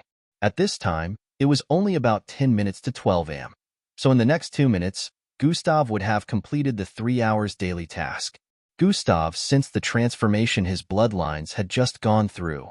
His mouth hung slightly open as he saw that every bloodline within him was now at the second step Zulu rank except for his genetic transformation bloodline, his original bloodline. His beast transformation bloodline was originally at the third step, but it decreased to the second step, and the others that were first step earlier had increased to second step. The ranks of every bloodline were now in sync. Gustav noticed that after his original bloodline was connected to every bloodline he had gotten, it was like the governing bloodline. He tried channeling his bloodline and noticed that his other bloodlines were also being affected. So long as he tried increasing the level of his original bloodline by channeling it, it would also have an effect on the rest of them. Daily task completed. September 9th. Use a single finger to support your entire body weight for 3 hours. Gustav dropped his body down the moment this notification popped up in his line of sight. Finally, Gustav muttered as he proceeded to pick up the book he dropped some time ago when he was breaking through. He moved towards the sofa and took a deep breath after sitting down. Among all his other bloodlines, his original bloodline was the only one glowing slightly. He could feel faint energy oozing from it. Now you have bloodline energy, the system announced. Gustav instantly recalled when Miss Amy first touched him after he gained this power. Bloodline energy has entered host bloodstream. Requirement for bloodline acquisition has been met. I remember Miss Amy used that to inspect our progress in bloodline channeling, and one of the requirements for bloodline acquisition is related to bloodline energy. Gustav squinted his eyes as he thought, does this bloodline energy have some kind of special features privy to every mixed blood that has achieved serial rank? Gustav decided to do more research on serial rank. He didn't do any research earlier because mixed bloods at this stage had no issues with breaking through to the next level, so long as they had a bloodline grade above F. The only time mixed bloods will experience issues was when they had reached the Gilbert rank. Increasing bloodline rank from that level reduced was slower compared to lesser ranks. Based on bloodline grade, some might be slower and faster than others, but compared to the ease of breaking through from Zulu to Serial and from Serial to Gilbert, breaking through to Marshall was 2 times slower. It was common that as a mixed blood grew in strength, it became even harder to advance. Gustav began to do research regarding bloodline energy instead of going to bed for the night. However, he wasn't the only one awake by this time of the morning. Angie was also writhing and changing positions on her bed as she found herself unable to sleep for the night. Kill? Can I truly do it? All my life, I swore never to bring pain to another person, but how do I progress from this point if I can't do what is needed to be done? Angie squeezed herself together as she imagined the nightmares and horrors that would haunt her if she took a person's life. Several hours passed, and Angie was still unable to sleep. I can't lose him, but I also don't want to lose myself. Tears dribbled out of her eyes as she thought. Isn't there another way besides becoming a killer? Is there another way? Angie wondered to herself. Her mind suddenly went back to Gradier's Inatus advice. I will truly become a liability to him if I am not decisive enough in times of danger. Angie thought. His point of view. I need to see from his point of view too. So many thoughts plagued Angie's mind as she stayed awake all night. At dawn, she went for a jog to clear her head. She still hadn't made a decision, but she had made plans of doing something later. Chapter 356. Angie bumped into Gustav somewhere behind the neighborhood, but when she called out to him, he ignored her.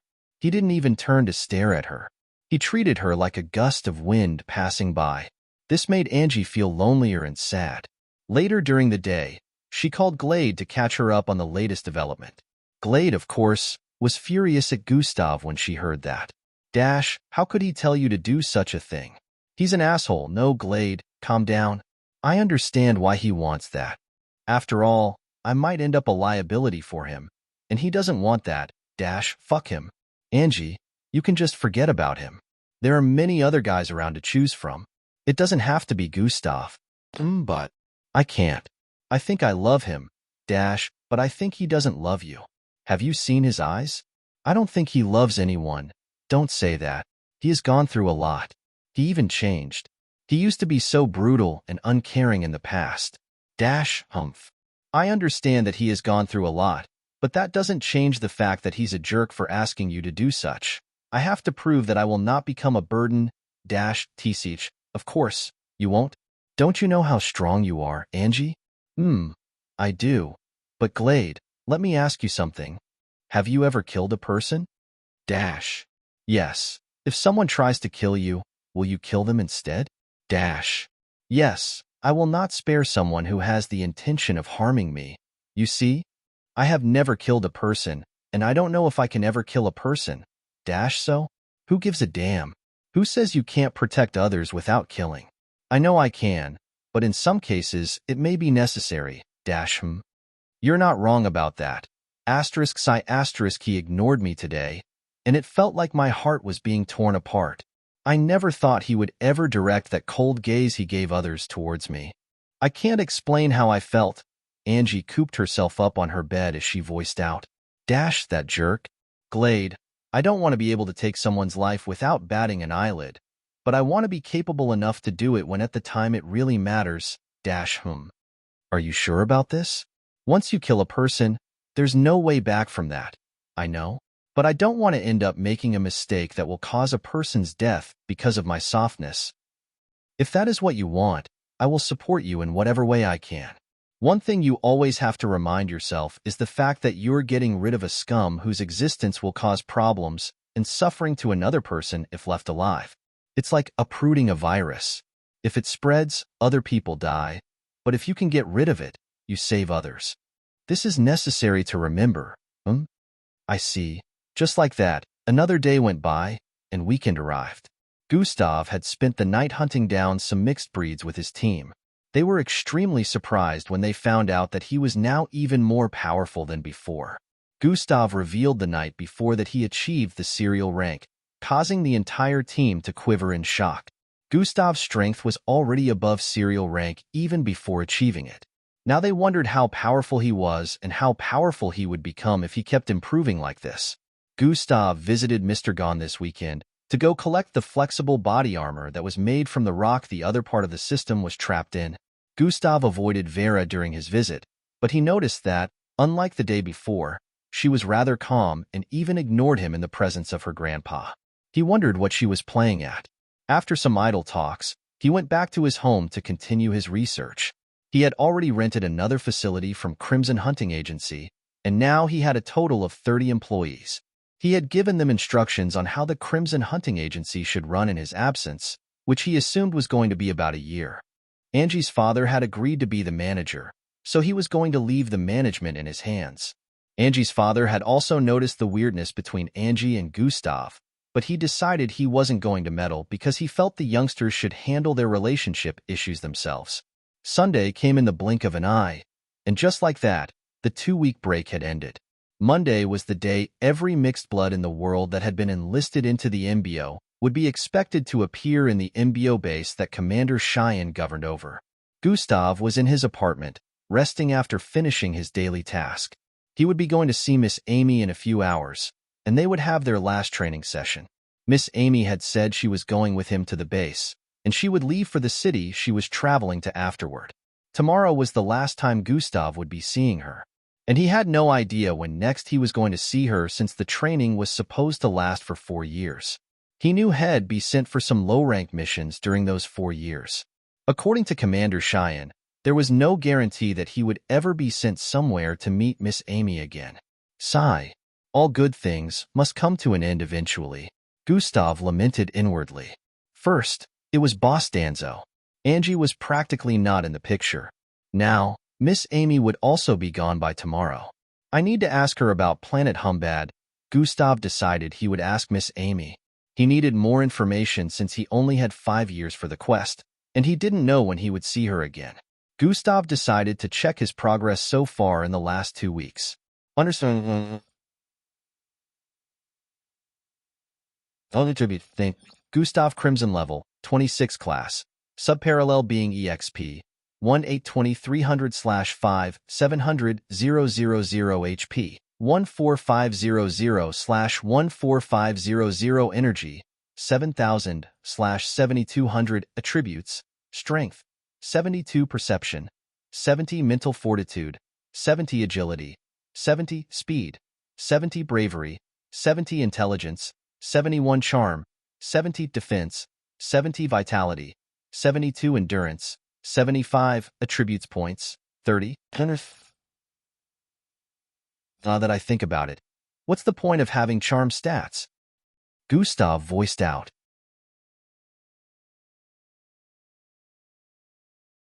Chapter 357. Now that I think about it, what's the use of having charm stats? Gustav voiced out. It doesn't help in battle, so maybe I should just focus my extra attribute points on other attributes. Gustav wondered out loud. You have no idea how monkish looking you were before. But this doesn't seem like a bad idea too. The system chimed in. Looks don't really help in battle. I want to focus more on improving strength, Gustav explained. Whatever you say, Sherlock, Gustav. Gustav went on to check the progress of his skills. Skills, dash, level 7, sprint, level 6, silent advancement, level 4, slash, level 8, palm strike, level 6, super jump, level 4, combination, level 5, abilities, regeneration, level 5, morph, level 5, toxin immunity, level 4, recreation, level 4, bloodline acquisition, level 5, god eyes, level 6. Gustav checked them one after the other and noted his progress. I wonder how many levels max out these skills. Gustav wondered after checking them out completely. He went on to check his bloodlines. Every single bloodline now had a new ability attached to it, including his original bloodline.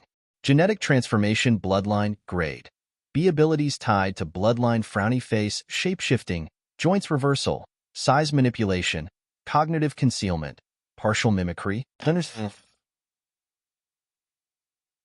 His new ability allowed him to mimic the shape of a non-living thing for a few seconds. Gustav could only transform into another person, change his skin color, or hide his presence with his bloodline before, but now he could partially take the shape of non-living things. However, he could only maintain it for less than 20 seconds. This ability was unlocked when he achieved the serial rank. Gustav went on to check the quest panel. Quests. Locate Dimension 6 in Planet Humbad. Duration, 5 years. Progress, 0.12/100%. Become the most powerful mixed blood on Earth. Duration, 5 years. Progress, 3/100%. Gustav skipped all other information and checked the progress of both quests. Turns out I haven't made any progress in my research lately. Gustav wasn't surprised seeing the minuscule progress on the location of Dimension 6. 6%? It only increased by 1. 3. Just how powerful is that guy? Gustav noticed that his progress on the quest to become the most powerful mixed blood in the next 5 years only increased by a minuscule amount. He checked his progress before breaking through to the serial rank, so he could keep tabs of his progress afterwards. And Miss Amy is close to his level of strength, which means she really does go easy on me when we're training. How is that considered even going easy on someone? Gustav could remember just how severe Miss Amy's training was most of the time. He realized that even his complaints about her being too hard on him was actually her going easy. 5 years. I just have to give it my best shot then. Gustav clenched his fist tightly as a smirk appeared on his face. Although it seemed like an impossible challenge, he was still excited to see if he would be able to achieve it. After resting for some time, Gustav went ahead towards Mississippi Amy's place. 2 hours later. Bang, bang, bang, bang. Sounds of intense clashing reverberated across the place. It was a small building with a dojo-like structure. Bang. Arg. An exclamation of pain rang out as a body was sent crashing towards the door. Weakling, Miss Amy voiced out with a playful smile on her face as she stared at the defeated Gustav several feet away, leaning against the door. Ah, no fair, Miss Amy, Gustav said as he stood to his feet. Haha, you expect me to go gentle on you? So shameless. It's your last day of training. Let your master beat you to her heart's content, Miss Amy voiced out as she put down the weapon in her hand and raised her fists with a devilish smirk on her face. Hold on, Miss Amy, Gustav shouted while stretching out his palm with a wary look as he struggled to catch his breath. Miss Amy totally ignored his pleas and arrived before him. She dragged him to his feet and raised her hand. Miss Amy voiced out with a look of disbelief.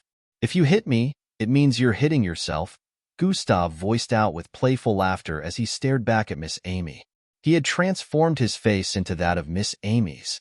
Beautiful, long, flowing, ash-colored hair with a very pretty face and tender-looking red lips. Miss Amy stared at her own face with a conflicted expression. Well, are you a masochist, Miss Amy? Would you hit yourself? Gustav asked with a cheeky smile. Shut up, Miss Amy voiced out as her hand descended on Gustav's head. Pow! Ow!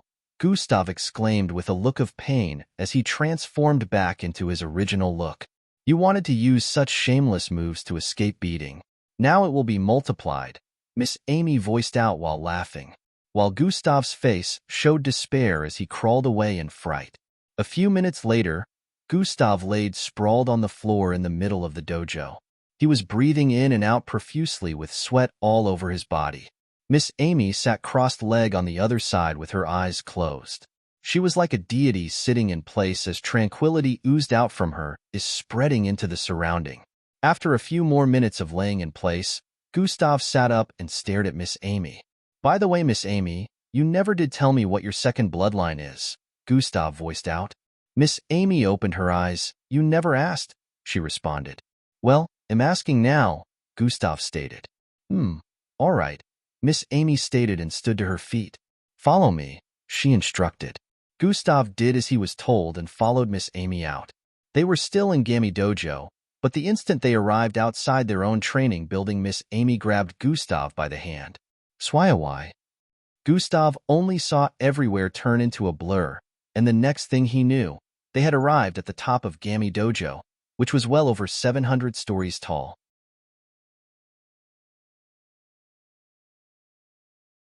Chapter 358. Gustav's eyes widened as she stared at the clouds surrounding them. Due to their current position, he couldn't even see the city beneath because of clouds reducing visuality. Miss Amy was still holding on to him. She waved her left arm. Vroom. The clouds surrounding them instantly scattered, allowing visuality to return back to normal. Apart from the Imbio Tower, there was no other building that was as tall as the one Gami Dojo resided in, so they couldn't see any other neighboring tall buildings opposite or on the sides. However, albeit tiny, the view of the city could be seen from this position. I never unleash my second bloodline because it's more powerful than my first and is only capable of causing destruction. It's practically the opposite of my first, which is creation-related, Miss Amy explained. Gustav listened without saying a word. At my original strength, I can destroy half of this city by using one of my low-level attacks, Miss Amy added. Gustav's eyes widened even more as he heard that. He knew Miss Amy well, so he could tell that she wasn't bragging or spouting crap with this claim of hers. Let me take you somewhere else to demonstrate how disastrous my second bloodline is, Miss Amy decided before moving forward casually again while still holding on to Gustav. Just like earlier, Gustav only saw blurs, and in the next moment, she and Gustav appeared over a massive body of water that spanned for thousands and thousands of miles. This is the Pacific Ocean, Miss Amy voiced out as a purplish aura like light started beaming out of her body. They continue floating in mid-air, thousands of meters above the water. Gustav noticed that light rays in the environment started gathering and moving towards Miss Amy. Deactivate limiters for a few seconds, Miss Amy commanded. Zwookuk. The pressure on the entire vicinity instantly increased. The birds and every flying living creature avoided this area and started moving in the opposite direction due to fright. Gustav was right beside Miss Amy, so he was shielded from the massive pressure that was oozing from her presence. The aircraft flying over that area of the Pacific had alarms going off within it as the AIs installed within warned of the anomaly in the distance and advised the pilot to change course. Space surrounding this area began to twist and turn. "Watch," Miss Amy voiced out as she pointed her right finger towards the body of water below. In the next instant, thwoosh-boom, a massive hole appeared in the middle of the ocean as walls of water ascended high up into the sky. Vrerha! It was a phenomenal sight as Gustav and Miss Amy, who were thousands of meters in midair, were surrounded by the wall of massive waves that spanned for several 10,000 miles. Gustav could see the bottom of the ocean. He activated God Eyes and noticed the massive crater that had been created from Miss Amy's attack just now. Shock and overwhelming disbelief could not be used to describe how Gustav was feeling at the moment as he stared at the crater that was charred black with a red glow surrounding the edges. After about 30 seconds, the wall of waves descended back into the ocean as it slowly regained its tranquility. Miss Amy's limiter went back to being active, and she turned to stare at Gustav. "So long as light exists, I can convert it to a power of destruction. Every form of light serves to empower my second bloodline," she explained. Gustav's wide-open mouth only closed a while later. "This is practically being godlike. I had such a teacher the entire time?" Gustav never doubted Miss Amy's strength, but seeing what she could do in person, he realized that he had really downplayed what she was capable of. This still made him wonder how powerful the most powerful mixed blood was for him to battle Miss Amy to a stalemate. Now I see why they can't get rid of her. It would definitely be a great loss to the MBO, and to Earth if anything was to happen to Miss Amy, Gustav thought. Even though that man is very powerful, he's just one person. If something was to happen to Earth in the future, Miss Amy is insurance. What are you thinking of? Miss Amy asked after noticing Gustav's expression. Nothing. Miss Amy, I have another question. How many planets did you manage to conquer for Earth in your younger days? Gustav asked. I never joined them in such nonsense, although I never did anything about it too. I always backed out of missions concerning conquering other planets, Miss Amy explained. Miss Amy, since you're this powerful, you could change the MBO yourself. I don't think you need me, Gustav voiced out. MHH? It's more complicated than you think. You'll come to understand later why it has to be you, Miss Amy stated. Why do I feel like she's being held back by something? Like they have a... Gustav had a suspicious look on his face. You can do it. I believe in you. For now, you do not have enough power to shoulder the revelation of everything. So this is enough, Miss Amy added. Oh, Gustav muttered as Miss Amy bolted across the sky with Gustav in her arms. Swayai. In a few moments, they arrived back at the dojo. Miss Amy was capable of using light rays to increase her speed, so it was like she was teleporting. By the way, Miss Amy, what do you know about Planet Humbad? Gustav asked as they arrived back in the dojo. The original planet of the Slarkovs? Elaborate, Miss Amy voiced out.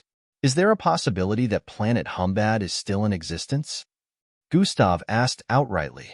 No, Planet Humbad has been destroyed just like the historical records say, Miss Amy replied bluntly. But how can we know that this is truly correct if there's no proof? The historical records do say that, but what if it's incorrect? Gustav asked. One of Miss Amy's eyebrows raised up as she stared at Gustav. What makes you say this? Where are you going with these assumptions? She asked with a suspicious tone. Read the author's note below.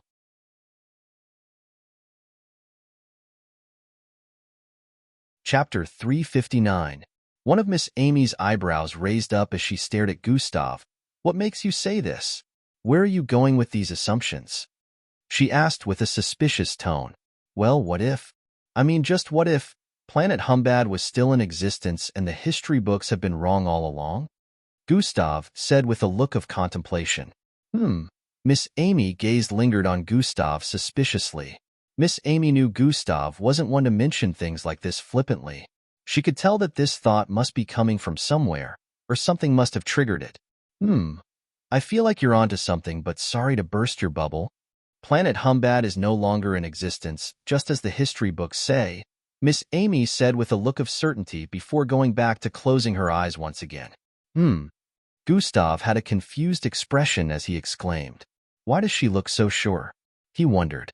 As if to answer his unspoken question, Miss Amy voiced out, "I've been to that part of the galaxy before. There's nothing there. It's just an empty place in space, void of life and beauty. Only the stench of destruction lingers in where Humbad used to lie," Miss Amy muttered with a slightly distressed voice. "Oh," Gustav mumbled. "This is gonna be harder than I thought," Gustav said internally with a slightly conflicted look. "But for you to mention it, tell me what you're onto. Why did you bring up such a topic?" Miss Amy asked while opening one eye. "Well, it's just a hunch. A strong hunch. Miss Amy, I believe the planet of Humbad still exists. I know that contradicts what you've seen, but still." Gustav couldn't tell Miss Amy that the system gave him a quest. "For some reasons I need to find it," Gustav added. "I see. Then I know what to do," Miss Amy replied. "Huh. What are you planning, Miss Amy?" Gustav asked. "You need proof of its existence or inexistence. They'll send someone to investigate," Miss Amy voiced out. "But I won't be seeing you anymore from tomorrow. I'm on a tight deadline for this research," Gustav stated. "Numbskull, there are still many ways for me to communicate with you, even though you'll be in the MBO camp." "Don't worry, once I have anything I'll reach out to you," Miss Amy replied. "Ah, that's a relief then. I'm counting on you, Miss Amy." Gustav smiled as he spoke. Miss Amy stared at him suspiciously before shaking her head with a wry smile on her face and going back to her meditation. "They'll also be conducting investigations from my own side. Hopefully, they'll be able to discover something while in the MBO camp," Gustav said internally. A few hours later, Gustav was back home. He would be leaving from here to the airport with Miss Amy and Angie the next day. Although he had decided not to speak to Angie until she did the task he mentioned, meeting like this was inevitable. He couldn't totally avoid her. Just like that, the night went by, and Gustav woke up early the next morning to perform his daily tasks as quickly as he could. He only finished around 7 a.m. and went to take his bath and dress up. The previous day, he had already cleared out his apartment, except for his bed. He moved all his things to Miss Amy's residence. Apparently, Miss Amy already bought the place, so he decided to keep all the stuff that he couldn't carry with him there. Gustav took all his necessary luggage that included several pieces of equipment and pieces of clothes. They arrived at the airport around 8 a.m., where a private aircraft was already waiting for them in one of the hangars. These aircraft were only privy to the participants who had been enlisted into the MBO. Gustav happened to meet Rhea, Teamy, Glade, Matilda, and some other participants that he recognized from back then. Glade gave him a piercing stare as he sat somewhere in the middle on the left side. Gustav ignored the stare and kept looking forward with an unbothered expression. Miss Amy could more or less sense the hidden tension between Gustav and Angie on their way here, but she had decided not to butt into his affairs like that, especially this type that seemed quite delicate. The aircraft lifted off into the sky, and in a few seconds, they were halfway across the city. Angie's parents, along with Phil and a lot of other parents, had tears in their eyes as they waved off at the 5 aircraft that disappeared into the clouds above. Reporters and media agencies had captured this scene, and 100 mixed bloods that left the city at this moment had become more popular than ever. They believed that the next time these mixed bloods appeared back in the city, they'd have become very powerful, and they also believed that the achievements these 100 would accomplish in the future would allow the city to be recognized even more. This same scene was happening in practically every city in the world, except for those that didn't have mixed bloods who participated in the entrance test. Gustav had a headphone on his head as he listened to some music while staring at the clouds. "Ah yes, he's incredible. He strikes me as edible. Prince Charming, his iris glow magical. Come take me in your arms." Yusha songs are quite soothing to the ears. Too bad I won't be able to attend her concerts anytime soon, Gustav thought as he remembered the purple-haired dazzling singer. The aircraft passed over the ocean that Miss Amy nearly disintegrated the day before. However, there was no sign that something happened the day before. After passing above several cities, they finally arrived above a small wasteland that led to an exalted mountain range. This place existed between the borders of two cities, which is currently the highest mountain region on Earth. An MBO base was located atop this mountain region. It was the same MBO base that the participants were brought to after the completion of the entrance test 2 weeks back. Second chapter will be out in a few hours.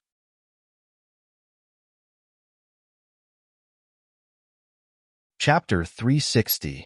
Their aircraft landed on the eastern side of the base, where several hangars were located. They weren't the only ones landing. Several other aircraft were also seen arriving moments later. Some had even arrived before them. Officers in different sets of MBO uniforms could be seen moving around. Convoys were already waiting for them.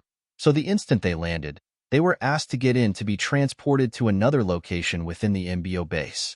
This place was like a mini-city, so vehicles moving around the place, carrying officers from location to location, was a norm. Minutes later, everyone arrived in an open place where flowers could be seen encircling a large field. This field had seats arranged in rows and columns, and an exalted podium in front. The youngsters arriving began to fill the seats one after the other.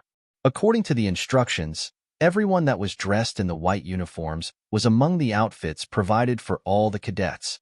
After a few more minutes, the whole place had been filled up. There were over 1,000 youngsters sitting within this field, and several MBO officers stood behind the podium. They seemed to be waiting for someone. Miss Amy was back in the apartment Gustav, and the others had stayed during the last time they arrived here. Several seconds later, a group of convoys arrived at the field where the participants waited. Organized-looking combat troops filed out of the vehicles. They all moved towards the most luxurious-looking one and stood on the sidelines as a man came out of the vehicle. The man had white and gray hair with a rhombus-shaped green crystal in the middle of his forehead. Merely staring at him, you could tell he was no ordinary officer. So far, all the officers were nothing to scoff at, with the way they carried themselves and their gallant movements. However, this middle-aged-looking man was more vibrant-looking. Every one of his steps had a certain powerful charm oozing out. His uniform was also different. It was crystalline silver in color. Chatter, chatter, chatter. Who is that? The place became quite noisy as the man approached the podium. Most of them had no idea who the man was, but with the way the officers bowed in respect, they could tell he was no ordinary officer. Only Gustav and the rest that were with him last 2 weeks recognized the man. Some had ideas of who he was due to the rare uniform look, but they weren't sure. "I am Great Commander Cheyenne, and I welcome you all today," he started speaking. A lot of the participants had looks of shock on their faces. Everyone who was here today had done their research about the MBO, so they knew one or two things about the internals of the MBO that were unknown to the masses. They had heard about the 5 great commanders who governed the MBO. These 5 were on the levels of world leaders of the Earth today. They had a say in the affairs of the Earth. When meetings were conducted on a decision that affected the state of the Earth as a whole, they were among the leaders with the right to attend such meetings. They wondered why such an influential figure would be addressing them today. Even the normal officers also wondered what was so special about this set that one of the great commanders decided to address them at the initiation ceremony. The whole place turned silent after a few seconds of shock and light chatter. "You have passed through the vigorous tests and not only survived through it, but came out as one of the best," he stated. "I'm here to tell you that this is only the beginning. Being here today means you're committed to becoming the finest and most powerful mixed bloods on the planet, and you shall go through the flames of training to become that. Being a mixed blood officer is not just limited to protecting the citizens from internal danger like terrorist organizations, but also from dangers of intergalactic forces. You will be trained to become the best protective force across galaxies. As you train, lots of confidential information will be revealed, and it is your job to keep such information to yourself for the safety of the MBO, the planet, as well as your families and loved ones." Great Commander paused as he got to this point. "Understand one thing. Your loyalty to the MBO and to the safety of Earthlings comes first before any other thing."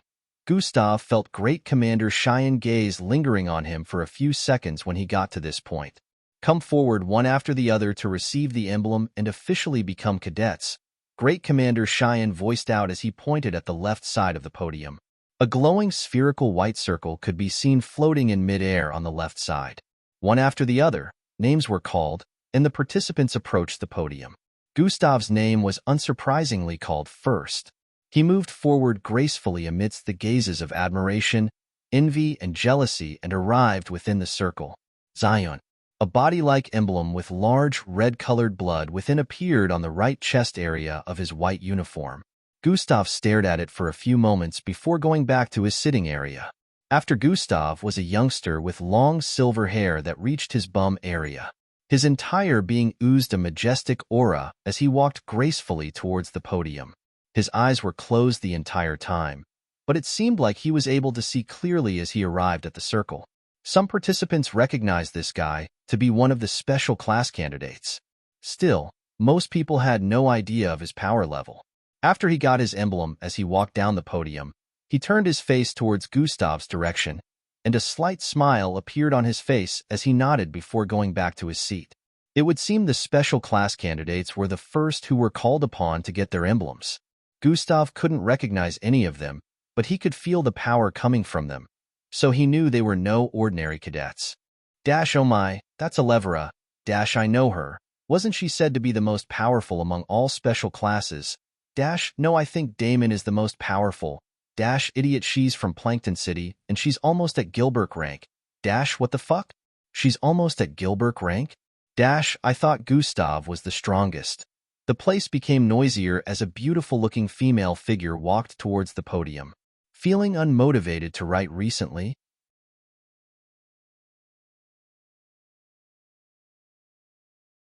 Chapter 361.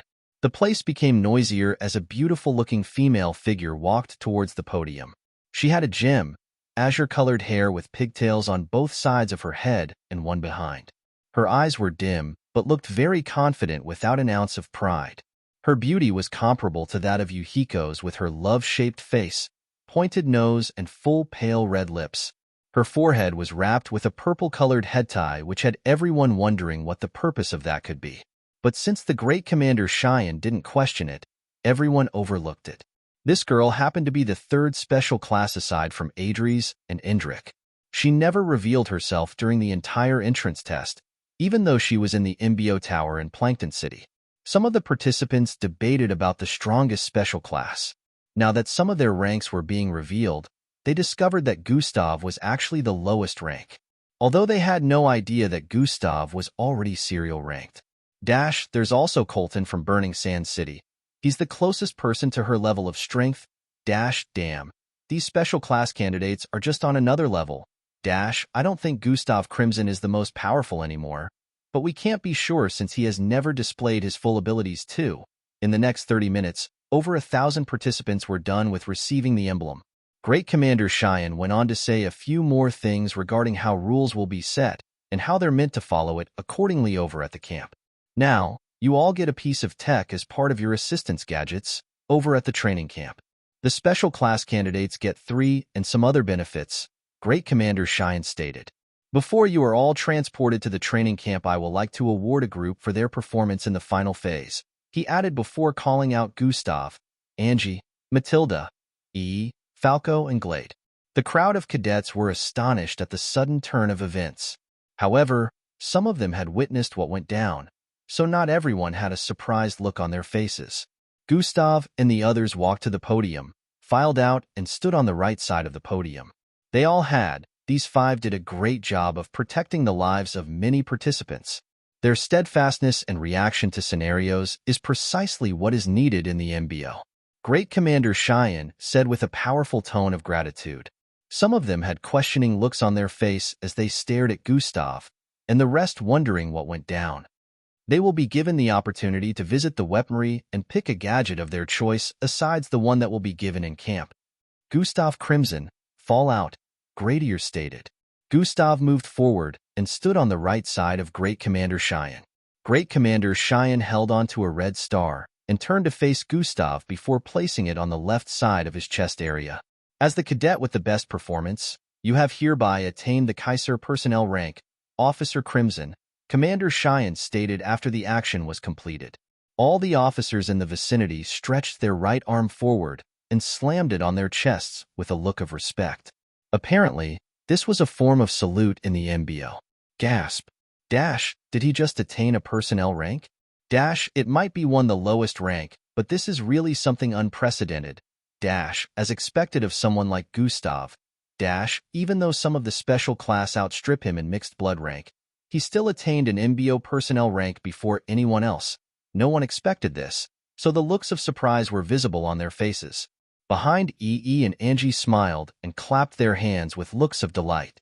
The special class cadets amidst the crowd all had looks of disbelief on their faces. Since they didn't participate in the final phase of the test, they were even more in the dark about anything that went down. From the crowd, Elevira stared at the star on Gustav's chest with a look of longing and admiration before staring at his face. Wonderful. Looks like I might have competition, she said to herself. Eldris also stared at Gustav with a look of admiration. He is way better than his little brother. Amazing, not all the special class candidates were happy with the current development of things, so some of them had decided to put in their best efforts when they arrived at the camp. Now you all are to move towards the Glade 2 terminal where transport vehicles have been prepared for you, Great Commander Cheyenne said as the place quietened. Follow me, Great Commander Cheyenne said to Gustav and the rest as he climbed down the podium. The place turned noisy again, but a few officers came forward and organized the cadets' movement towards Glade 2 terminal. Gustav, along with EE, Angie, and the remaining three, were transported along with Great Commander Cheyenne towards a part of the base. In a few seconds, they arrived in front of a massive circular blue structure. Officers couldn't be seen too much around here, and it was well guarded also. This was the gadgets and weaponry storage place. They moved in, and the first thing they saw was different entrances to different sectors where the technology gadgets were classified. Great Commander Cheyenne told them that they only had about 20 minutes to go into any sector of their choice and pick one gadget each. Since they didn't know their way around here, this would be a tough call for all of them. Gustav wasted no time looking around. He instantly went into Sector 3. The others were still at the entrance with looks of confusion. They had no idea when Gustav went in because the instant the time limit was given, he had already gone forward. When they noticed that he wasn't around them anymore, they immediately chose which sectors to visit, and everyone went their separate ways.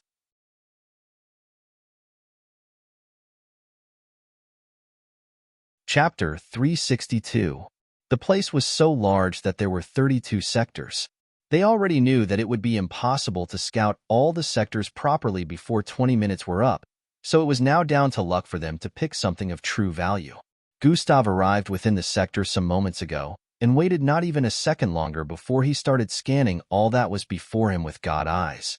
Although non-living things had a particular color that they showed, God eyes were capable of reading energy levels of things with power stored within. Also, the colors change based on the kind of energy a tool is being powered by. This was what Gustav was making use of at the moment. He inspected each and every piece of equipment he came across, one after the other. Every piece of equipment was arranged in rows and columns, floating in mid-air within a glowing milky light. Each piece of equipment was separated from the others, so there was enough space for people to pass the midst of different pieces of equipment and study them. At the moment, all Gustav could see were some round metallic-looking baby palm-sized balls. He took out one of them and pressed the button. Zun. A protective electromagnetic shield surrounded him in an instant. He tapped the button back to deactivate it and put it back in its rightful place. Although the ball-like equipment around looked the same, some of them actually had different kinds of shields, and some were actually a barrier that sent attacks back to the direction they came from. Gustav could tell they had different properties due to God eyes, but he wasn't really interested in these, so he dashed forward to a place with another category of items. Gustav arrived at a place where eye-shaped devices could be seen all over the place. He could already see that these items had different energy points, so he picked the one with the highest. Gustav held it in front of himself and tapped it. Zryon. Gustav suddenly noticed his line of sight had been divided in two. He was no longer only seeing in front of himself. He could also see behind him now. What in the world? It's like having eyes in front and behind. Gustav was astonished. He felt like such an item could really come in handy, so he marked this spot. He decided to come back here later if he couldn't find anything satisfactory. Gustav decided to move towards another place where different items were positioned again. Over on EE's side, he had entered Section 1 since he was so confused about which one to go into first. EE wasn't bothered because he happened to be the most fortunate one here. The moment he arrived at a place, checked out the equipment and was not satisfied, he would just sink into the vortex on the ground and instantly arrive in a new spot. In 3 minutes, he had already inspected 9 items and was moving towards the 10th. He only needed to open a vortex to arrive in another sector if he wanted to. Unlike the rest that still had to use the entrance and exit, he arrived in another sector and moved towards the west side. He held onto a disc-like gadget and wanted to check out its functions when a projection appeared above it, displaying a massive explosion. Oh, this seems pretty cool. A 3 times restorative explosive device? Over at Angie's side, she didn't look like she was in a hurry, unlike others. She took her time inspecting one item after the other. She felt she hadn't even come across any bad item. She was just finding it hard to make a choice because, according to her, they were all good. Glade and Matilda also shared this calmness. On the other hand, Falco had been taken over by his alter ego again, who went around cursing every officer in place and insulting them on their choices of weaponry. Just like that, 20 minutes went by, and they were directed out of the sectors by officers when the badge they were given expired. They all had different items with different shapes in their hands as they arrived outside. Angie was already back outside before the rest because she had already made her pick. Everyone else had to be brought out by the officers, and from the looks of things, they only picked up items at the last minute. Falco regained control of himself and had a wide-open mouth as he stared at the egg-shaped golden item in his hand. "This idiot, you ruined my one-in-a-lifetime opportunity," Falco shouted out as he fell to his knees with a look of dissatisfaction. What he wanted to pick was different from what his alter ego had chosen. Among everyone else, he was the only one lamenting. The others seemed to be satisfied with what they had picked. Fantastic choice, everyone. Now Falco, don't be too quick to judge. That's an unhatched biomechanical fused mixed breed. You'll understand when it hatches, Great Commander Cheyenne stated. An explosive restorative disc, good pick EE, Commander Cheyenne said as he stared at the disc in EE's hand. A speed multiplier, good one. This time, he stared at Glade and voiced out. Great Commander Cheyenne kept calling out the items they picked one after the other and checked out Gustav's choice last. A grade 7 spatial bracelet. Marvelous pick. The tone of astonishment in his voice was higher this time. There are only 2 grade 7 spatial bracelets in the entire 33 sectors. It can't be a coincidence that he managed to attain one, Great Commander Cheyenne thought as he stared at the silver bracelet in Gustav's grasp. Gustav wore the bracelet on his left wrist, and it turned invisible a while later. Angie happened to get an item Gustav wasn't interested in earlier. It was the same silver ball that cast an electromagnetic protective shield around him earlier. Her will to protect others is still as strong as ever, Gustav noted. A few minutes later, the 6 of them were transported towards the terminal, where other cadets were also brought to. This was where their trip to the MBO camp will begin.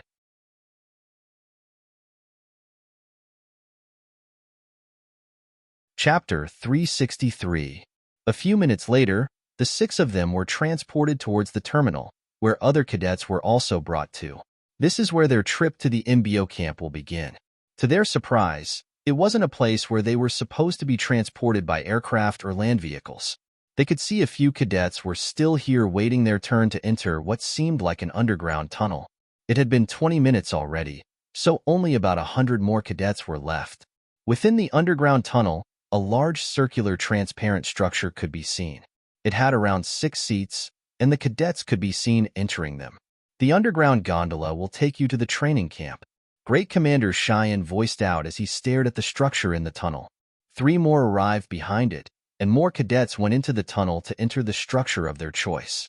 After sitting, a strap wrapped around their bodies and held them tightly to the seat, and in the next moment, the circular transparent structure sank into the ground that opened up. Zoom. Gustav and the rest had looks of astonishment as they stared at the underground tunnel where they'd be transported from. This is how we have kept the location of the training camp private from the world. Great Commander Cheyenne noticed the look on their face and voiced out. Gustav didn't need to ask why. He already had a few theories in his mind. Has the training camp been attacked before? He asked. It seems you figured it out already. Great Commander Cheyenne nodded slightly as he responded. You lots are the future leaders of the MBO. With your potential, the MBO is meant to get even more powerful in the future. So of course there'll be forces that want to cripple that, Great Commander Cheyenne added. The rest had looks of understanding on their faces as they figured out what Great Commander Cheyenne was referring to. As more underground gondolas arrived, the number of cadets reduced even more. However, the group didn't move forward the whole time. They decided to wait for their turn. A few more minutes later, the whole place was cleared out, and the group started moving forward towards the one that had just arrived. Gustav paused his movement when he remembered something and went back to meet Great Commander Cheyenne. Remember our deal. You owe me one favor, Gustav said to him. Oh yes, young Gustav, I haven't forgotten. Great Commander Cheyenne responded with a smile. Good. How do I contact you in case I want to call on that favor? Gustav asked. Haha, nothing ever passes your eyes, eh? Great Commander Cheyenne shook his head as he laughed lightly. He was referring to the fact that Gustav had figured they wouldn't be able to contact the outside world within the camp. If Gustav had gone just like that, he wouldn't be able to cash in the favor until after the training period. Commander Cheyenne brought out a white button-sized object and gave it to Gustav. Make sure you only make use of that communication tool when you want to cash in the favor. It's a one-time communication device that has the capacity to send messages through space. So even if I'm not on Earth at the time you make use of it, you will still be able to contact me, Great Commander Cheyenne explained. Gustav nodded in understanding as he received the device and transferred it to his storage button. Remember, it's a one-time usage device. After you make use of it, once it gets destroyed, Great Commander Cheyenne warned. I heard you the first time, old man, Gustav said as he turned around and started walking forward. The officers in the vicinity had widened eyes as they stared at Gustav, expecting the Great Commander to do something about Gustav's disrespect, but to their surprise, Great Commander Cheyenne only laughed it off. So nostalgic, Commander Cheyenne said internally as he stared at Gustav, walking towards the underground gondola. In his eyes, Gustav's stature interlapped with a familiar feminine figure who had ash-colored hair. Gustav arrived in front of the underground gondola and moved in to sit. The five had been waiting for Gustav, and now only one seat was left within the gondola. Coincidentally, that seat happened to be beside Angie. Gustav moved towards the left and took his seat on her right. The atmosphere turned a bit weird since Gustav just took his seat without saying a word to anyone, especially Angie. Thush. The circular, transparent underground gondola closed up after everyone got strapped in. The ground underneath opened up, revealing a dimly lit hole that extended as far as the eyes could see. Zoon. The underground gondola descended into the hole with immense speed. It traveled through the whole underground, moving at a speed of Mach 20. This was well over 1,000 miles per second. Everyone felt woozy as their sight turned blurry due to the immense speed. All they could see was white light moving past the vehicle at a very fast speed as they descended. At a point, they could feel the underground gondola turning when they got to an intersection underground. The place was constructed so well, with some metallic bars placed against the walls of the holes. These bars were like rail tracks, and they oozed out a kind of gravitational force that made the transport of the gondola smooth, so accidents were prevented. They had only been falling for about 30 seconds, but it felt like a lifetime. Even Angie, who was a speedster, was affected because this was way beyond her speed level. Zoom. A minute later, the underground gondola began to slow down, and due to this, they noticed the light glow in the distance, which signified they had gotten to their destination. The light was an opening. Tian. After a few more seconds, the gondola entered the bright opening. It opened up for them to come out as they arrived in the middle of a forest full of tall purple-colored trees.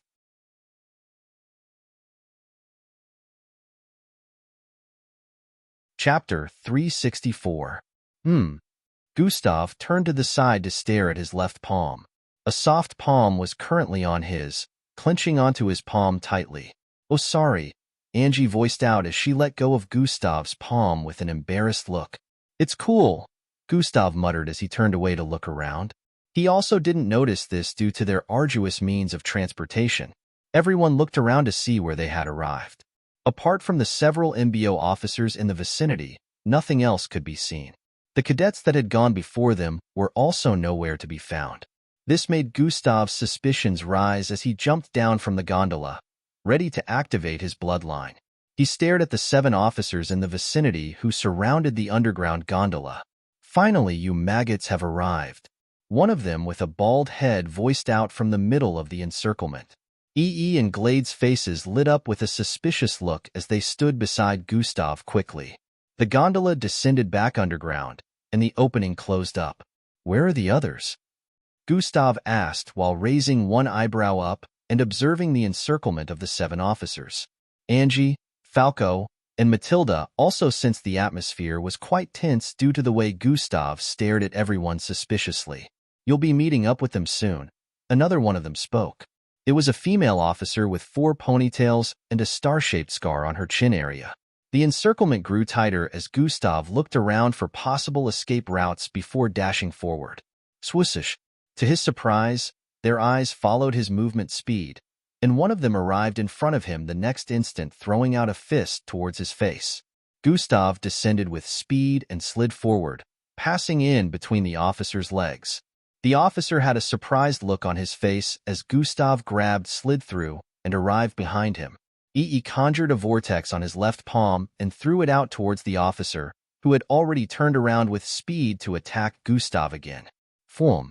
His fist went through the vortex and arrived behind him.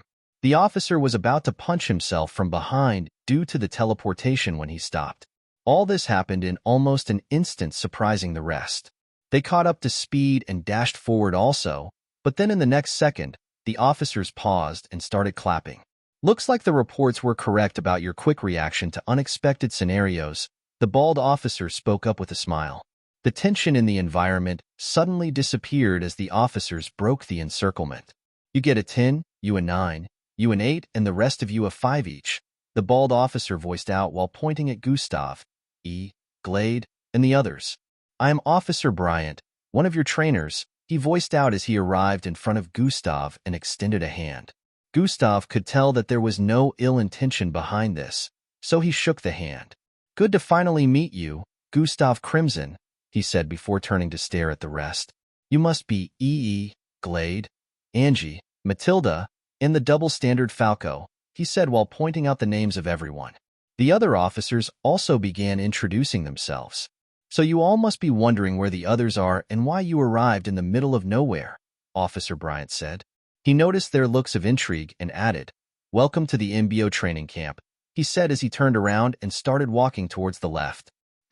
But this is in the middle of nowhere," E voiced out. "Follow me," Officer Bryant instructed. Everyone did as instructed and followed Officer Bryant towards a tree positioned in front. To their surprise, Officer Bryant didn't come to a stop when he arrived in front of the tree. Instead, he kept walking and walked through it. Gustav and the others were a little surprised. This was the MBO, so they were not so surprised since things were always different with them. The other officers beckoned to them as they also went through the tree. The others paused and stared at Gustav with a questioning gaze. "Let's go," Gustav voiced out as he walked forward. Everyone else followed and went in one after the other. True in. The instant they went in, they found themselves within a large hall with 3 massive mirrors. The one they had just come out from showcased the forest area they just came out from. The other 2 mirrors displayed different places also. In front, they could see the several hundred cadets sitting around waiting. These cadets had looks of admiration when staring at Gustav. They seemed to have witnessed the little scene that went down when Gustav arrived with the others. The hall was very large, and youngsters could be seen moving across the place occasionally. There were different counters up ahead, and the one handling the cadets that had just arrived was on the left. "You 6 are special class cadets, so you don't have to wait for your pass. Move over to the receptionist area on the left and get it," Officer Bryant voiced out. "Well, see you around, kids," Officer Bryant said as he and his team walked away. Other officers in the vicinity saluted when they saw him.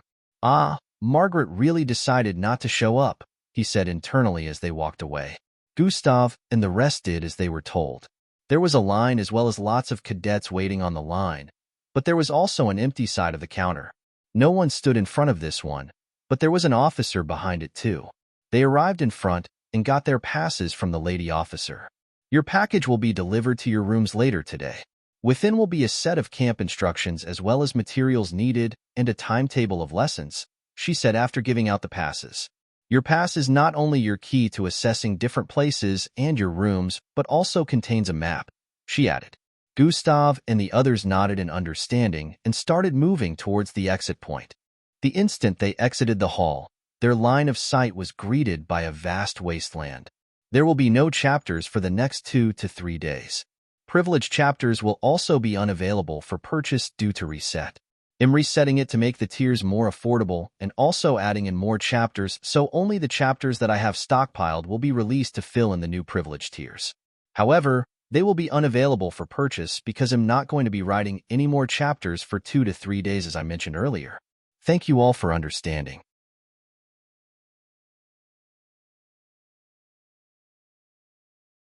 Chapter 365. The instant they exited the hall, their line of sight was greeted by a vast wasteland. This wasn't what they had expected as they looked around them, not understanding what was up with the environment. The large building they were just coming out of was like the middle of this wilderness. They activated their map and noticed that this place was on the far edge of the map, and to get out, they'd have to move towards the west. They started their journey and began to move in the required direction. As they traveled, they found out that they were not the only ones moving in this direction. They could see some other cadets in white uniform just like them too. Some were even moving in towards the opposite direction. It would seem that they were heading for the hall. Swoosh, zoom. 2 cadets on a flying board-like technology bolted across the air towards the direction of the hall. About 20 minutes later, Gustav and the others arrived at the end of the wilderness-like area. This place happened to be on very high ground, and now they could see far into the training camp from this height. There were many large structures and well-constructed paths leading to different places. They were all astonished as they stared at the well-constructed environment. Gustav activated God Eyes to look around. Training Simulation Hall 3, Enhancement Factory, Battle Arena. Gustav stated internally, one after the other while staring at the structures ahead. They started descending from the high ground area towards the path that led to the direction of the residential areas. According to the map, there were different residential areas, and they were categorized A, Hobbit, Hunter, Mascot, and Dragon for the males. For the females, they were Ogre, Nature, Light, and Tigress. All residences were graded from lowest to highest, with Hobbit being the least and Dragon being the best for males while Ogre was the worst for females and Tigress was the best. At present, all special classes were placed in the best residences, both on the male and female sides, while the rest were randomly placed in other residences. Some with luck still got good residences that were only a notch below those of the special class, while those who weren't so lucky were placed in the worst residences. As Gustav and the others got to an intersection, they had to separate due to the girls' residential area being located a bit far from that of the boys. Why don't we meet up later after settling down? He suggested. Good idea, I'm in. Falco was the first to agree to it before Matilda and Angie also gave agreed. They'll be busy, Gustav stated and continued moving forward. Oh, he had a slightly disappointed look on his face as he heard that. You guys can go on without me, he added as he kept walking forward. Glade glared at him from behind with a pissed-off look, while Angie looked down dejectedly. The boys later followed Gustav a few seconds later as the group separated. More and more youngsters dressed in white uniforms like them could be seen moving across the vicinity. Some were coming in while others were moving along the path like them. They gathered a lot of attention, and Gustav could hear some of them whisper to themselves, "Fresh blood." He could tell these were most likely their seniors here. A few minutes later, they arrived in front of a 20-story building painted brown with a dragon-shaped head at the top. According to the map, they had arrived at the dragon's residence. There were 7 other buildings, just like the one they were standing in the vicinity. All 8 buildings had the same look with not a single sign of difference. The problem now was how to ascertain which particular building was the one they were to lodge in. According to the female officer at the reception hall, the pass in their hand was only going to open the room they were assigned to. Gustav's pass was for room 305, Falco's was 306, and EE was 307. Their rooms' numbers followed one another, But then they asked someone a while ago where these rooms were supposed to be located, and the person responded that every house had 310 rooms. This meant that every building had rooms 306, 307, and 308, but they all looked the same. Falco, check this one. I'll check the one behind. Check the one on the left, Gustav instructed. Remember, it's gonna be on the last floor, so move to the last floor instantly, Gustav added before dashing forward. Falco went into the building right away, while Gustav circled around the building, arriving in front of the one behind. On the other hand, sunk into the vortex on the ground and instantly arrived on the last floor of the building on the left. He walked across the corridor, looking for room 308. Every room was quite a distance from the other, which meant that the size of each room was massive. The instant Gustav arrived in front of the building, he leaped upwards. Thump! His body ascended over 100 feet in the air, and he landed on a balcony closest to the 20th floor. This was the only opening in the building that could be seen from outside since there were no open windows, so Gustav had to make do with it. Luckily for him, whoever the room belonged to was not in, so he left through the person's door and dashed through the corridor towards the last floor. Gustav arrived there in a few seconds after taking the teleportation elevator. Gustav realized that leaping through the balcony was totally unnecessary since there was a teleportation elevator in the building. Falco was the only one who went in the normal way and came out of the building a while later after figuring out that the building he entered was the wrong one. Sorry for the lack of chapters these past few days. I ended up taking a longer break than expected. Chapters update will go back to normal from tomorrow.